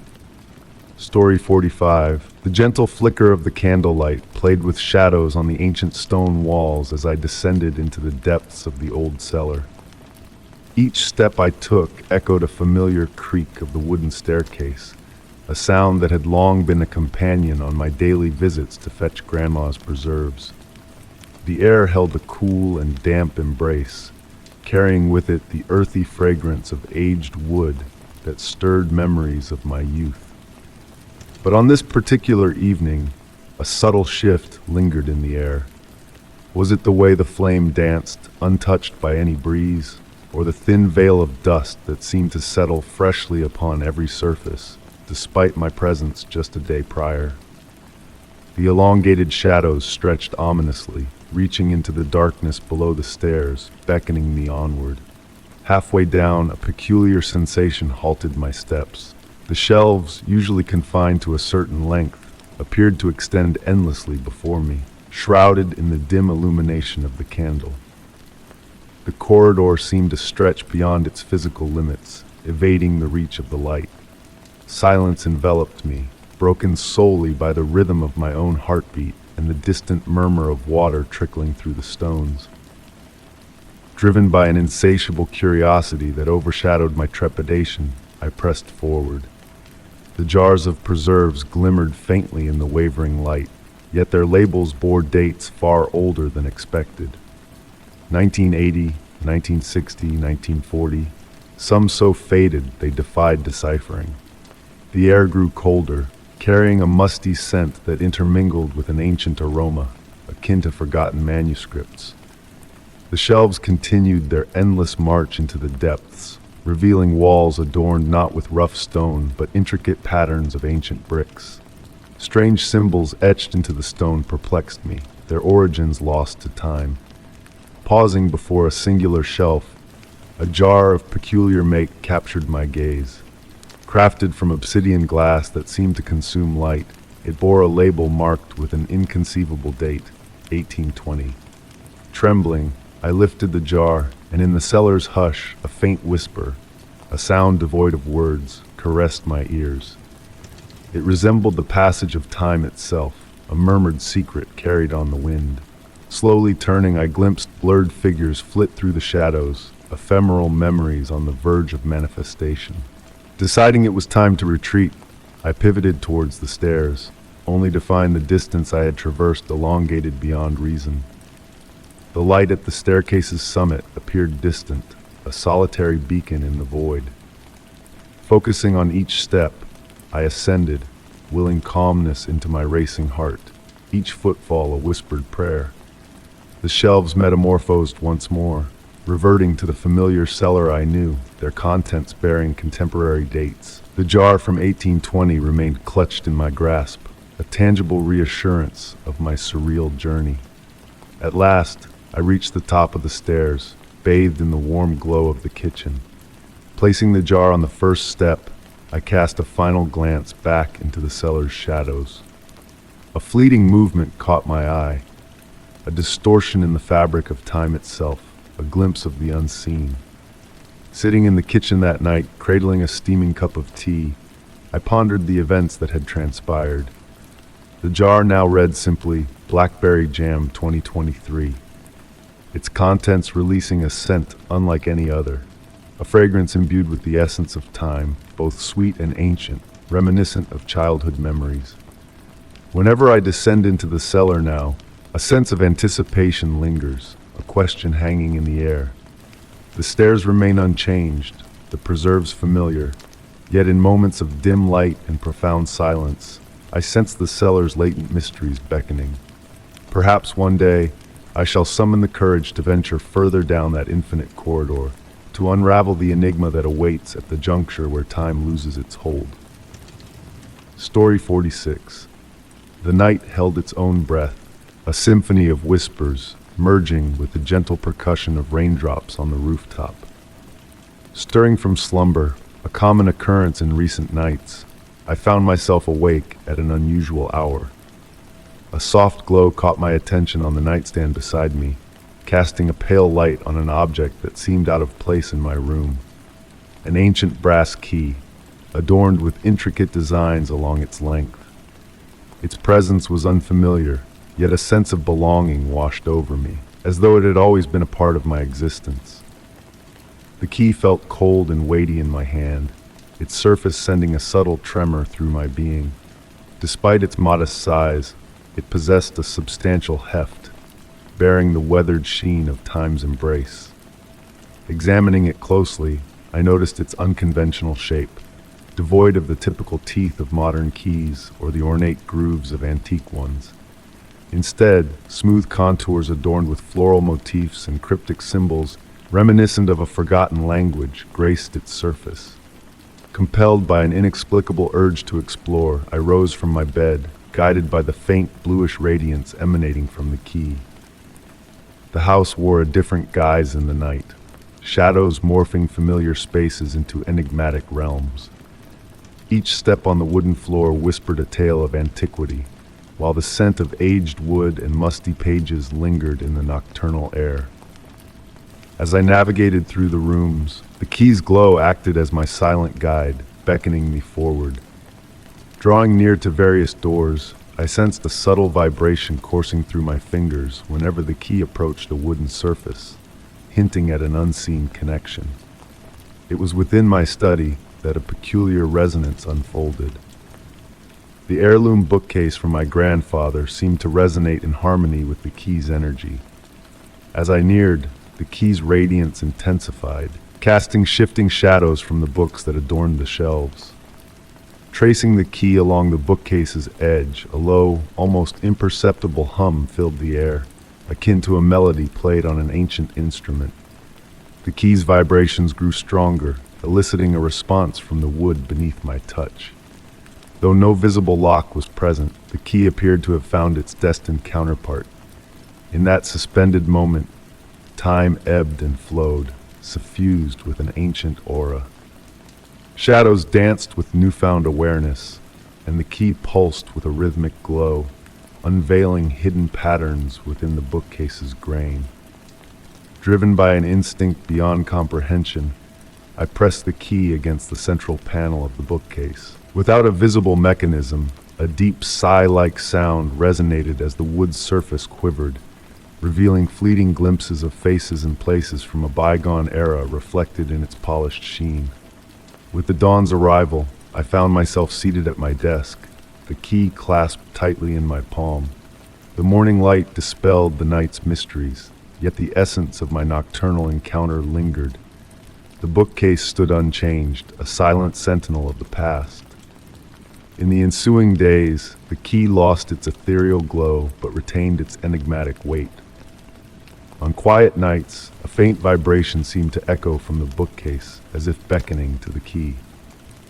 I refrained from further experimentation, understanding that some doors are best left unopened, even when possessing the means to unlock them, or perhaps especially so. The key now rests within a drawer of my writing desk, swathed in black velvet.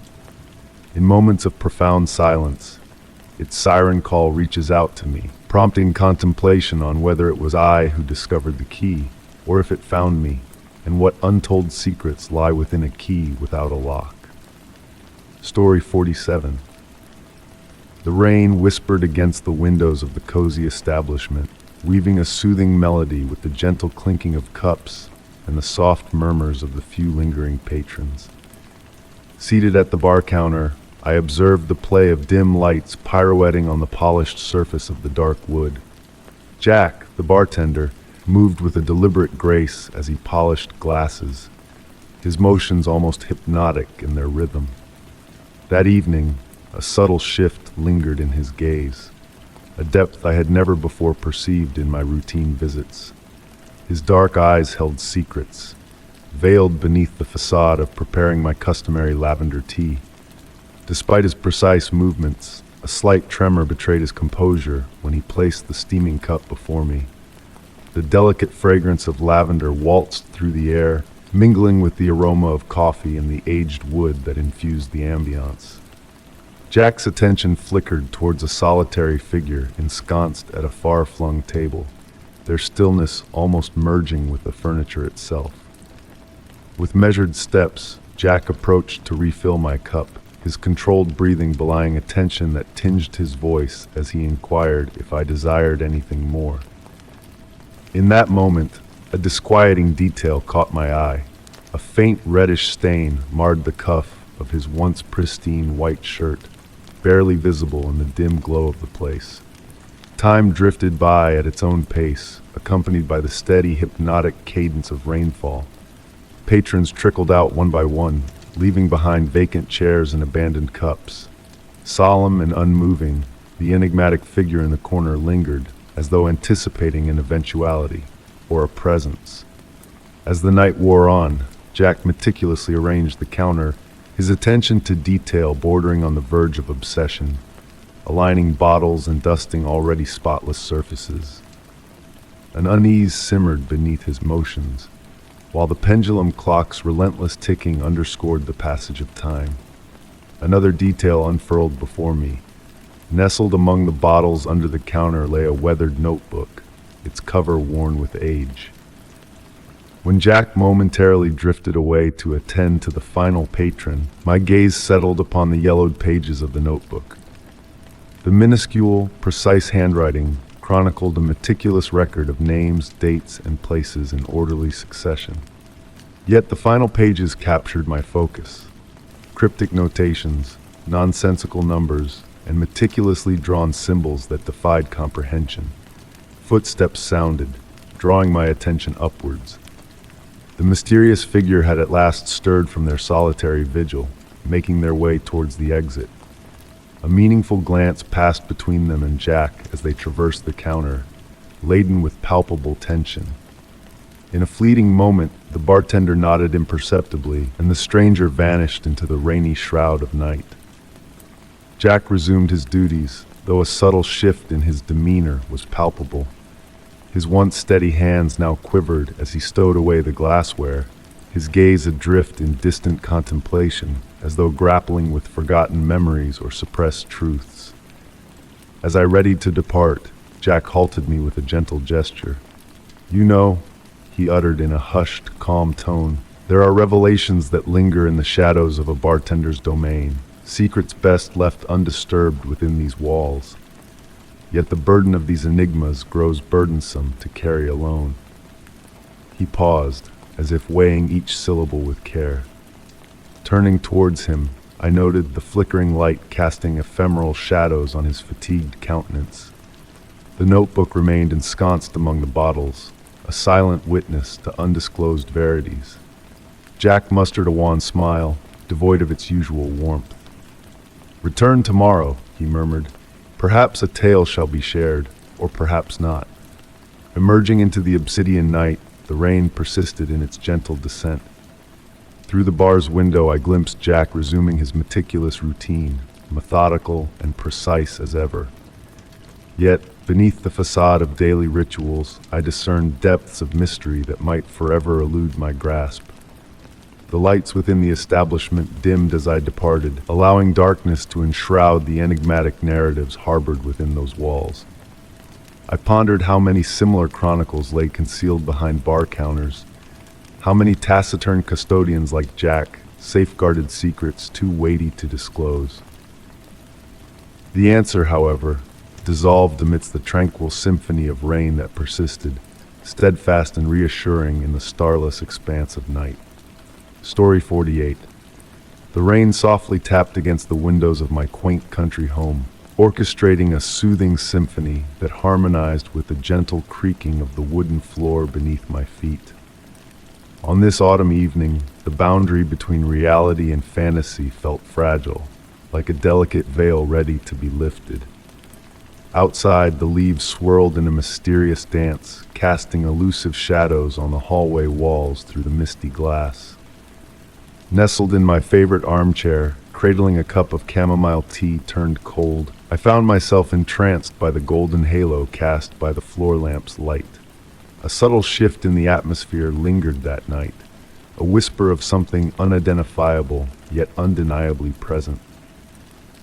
As I rose from my seat, a flicker of movement caught my peripheral vision, drawing me towards the elongated hallway leading to the bedrooms. The shadows seemed to deepen, taking on a life of their own as I ventured further. The air felt denser, the silence of the house almost tangible. Each step I took echoed differently, as if the floor itself had transformed beneath me. The family portraits adorning the walls appeared to gaze at me with a new intensity, their familiar faces slightly altered, as if reflecting a parallel reality. Midway down the corridor, a familiar yet foreign scent enveloped me.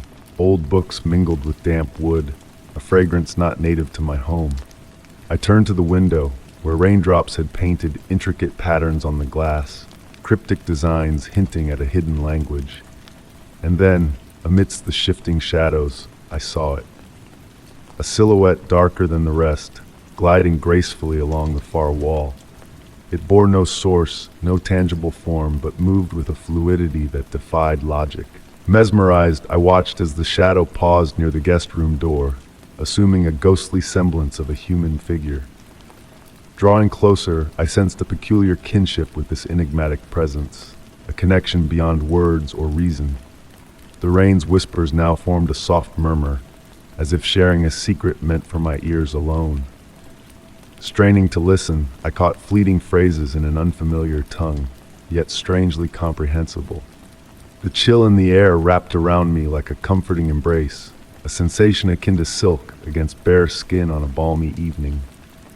The shadow stirred once more, gliding towards me in a slow, deliberate waltz. I stood motionless, an observer to this ethereal performance unfolding before me. As it neared, the shadow halted, as if acknowledging my presence with a subtle inclination. In a moment of inexplicable impulse, I raised a hand towards the shadow, and to my amazement, it mirrored my gesture. A fleeting warmth tingled where our hands almost met, an intangible connection that transcended the physical realm. And then, with a grace befitting its ethereal nature, the shadow began to dissipate, vanishing into the air like dissipating smoke, leaving behind a faint trace of jasmine and a profound sense of tranquility. A timeless pause lingered in the hallway, the fading echoes of rain gradually fading into the night. Returning to the living room, I found my tea still warm, untouched by the passage of time. Since that mysterious evening, whenever rain taps against the windows and shadows dance in the hallway, I find myself drawn to that threshold, where glimpses of the familiar shadow beckon just beyond reach.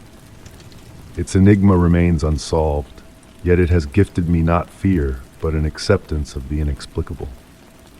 The secret of the hallway whispers softly, inviting me to embrace the unknown with a blend of curiosity and peace, awaiting the next encounter with the shadow that dances beyond perception. Story 49. The wooden floor whispered softly beneath my feet as I wandered through the dim hallway, illuminated by the fading glow of the setting sun. Grandma's house had always held a mysterious allure, each creak and groan of the old floorboards seeming to convey a story of its own.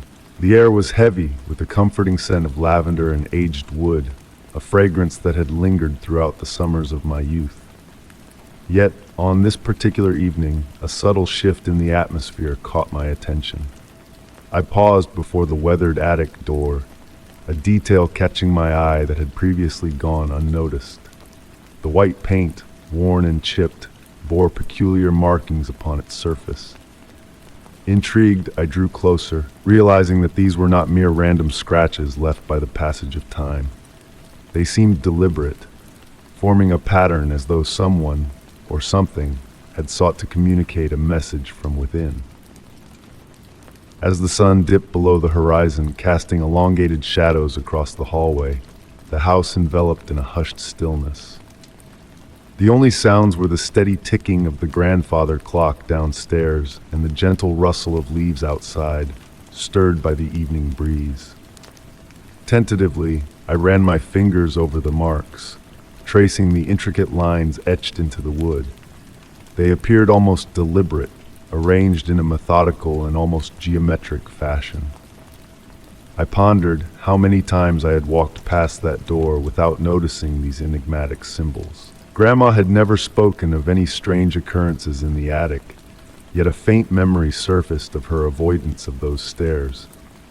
A chill crept down my spine as a cool draft brushed against my skin, elongating the hallway and casting shadows that seemed to dance in the fading light.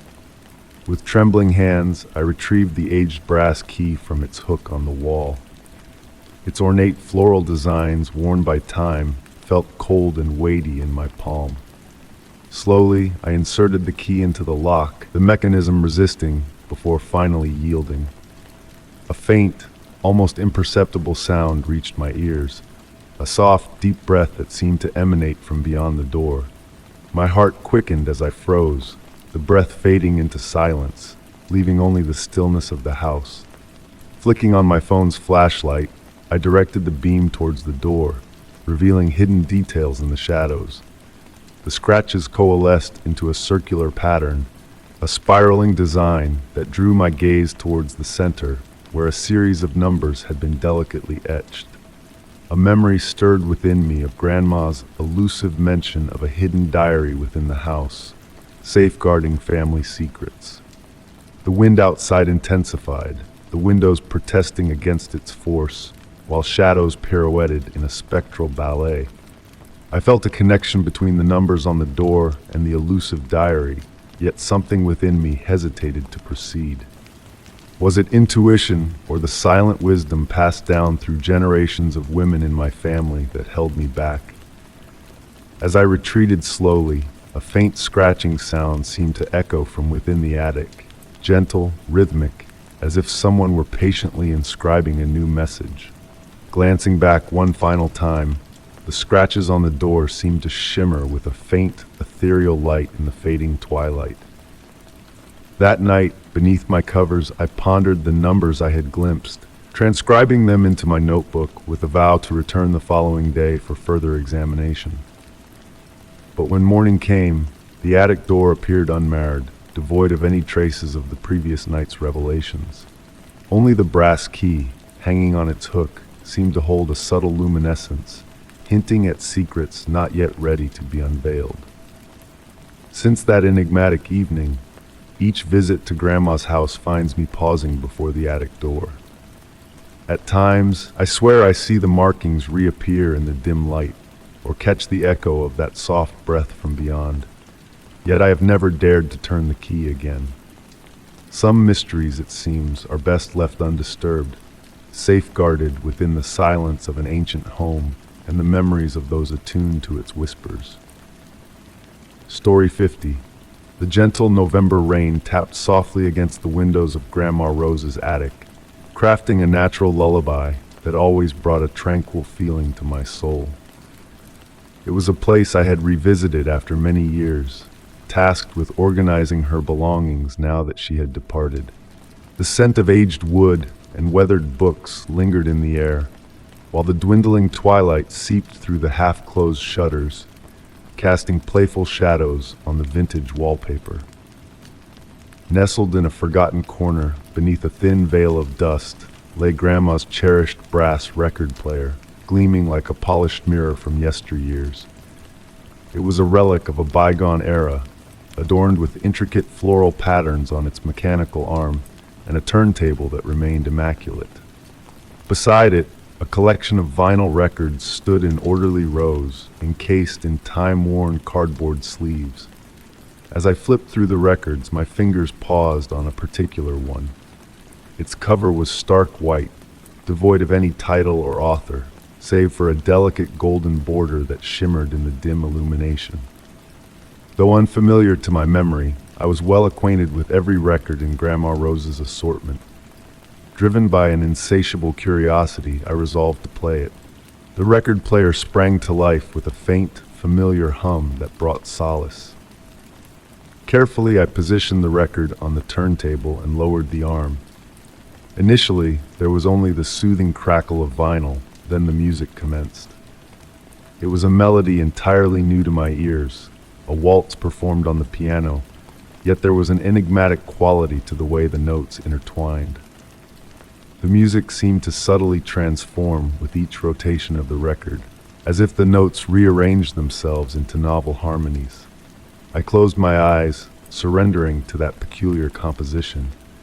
I fancied catching a whiff of jasmine, Grandma Rose's beloved flower, though it was improbable in the midst of winter. Upon reopening my eyes, I observed the shadows in the room moving in an unconventional manner, no longer swaying to the natural rhythm of twilight, but instead dancing to the cadence of that mysterious tune. Across the wall before me, a figure's shadow materialized, twirling in a waltz, despite my solitude. The music persisted, and amidst the piano notes, I detected the faint echo of a laughter I knew all too well. It was Grandma Rose's laughter, distinct and vivid as I had always recalled. A shiver coursed through me, not of fear, but of a peculiar blend of nostalgia and awe. Rising from the armchair, I drifted towards the window. The reflection in the glass mirrored the room behind me, yet fleetingly, I glimpsed Grandma Rose, youthful and resplendent in her favorite dance attire, pirouetting in the attic's center. When I turned around, she naturally vanished. The record played on until its final note dissolved into silence, leaving the room transformed. It felt warmer, more animated, as if that fleeting musical interlude had roused dormant memories within the house's very walls. That night, as I returned the enigmatic record to its white sleeve, a detail caught my eye. Inscribed on the inner rim, in Grandma Rose's graceful script, was a date, her wedding day. Beneath it, in nearly imperceptible letters, a message: music is the key to our most cherished memories. Since then, each visit to the attic involves a search for that specific record.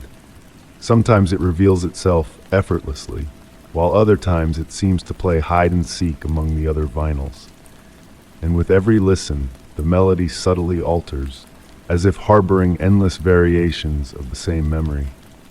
I have never deciphered if it was a special gift from Grandma Rose or something more mystical. Yet one thing remains certain. On those rainy evenings when the record player spins that cryptic melody, the attic brims with a subtle enchantment, blurring the line between present and past, reality and memory, as delicately as the paper of an old photograph. And perchance in those fleeting moments, Grandma Rose continues to dance, forever young, forever jubilant, in an eternal waltz.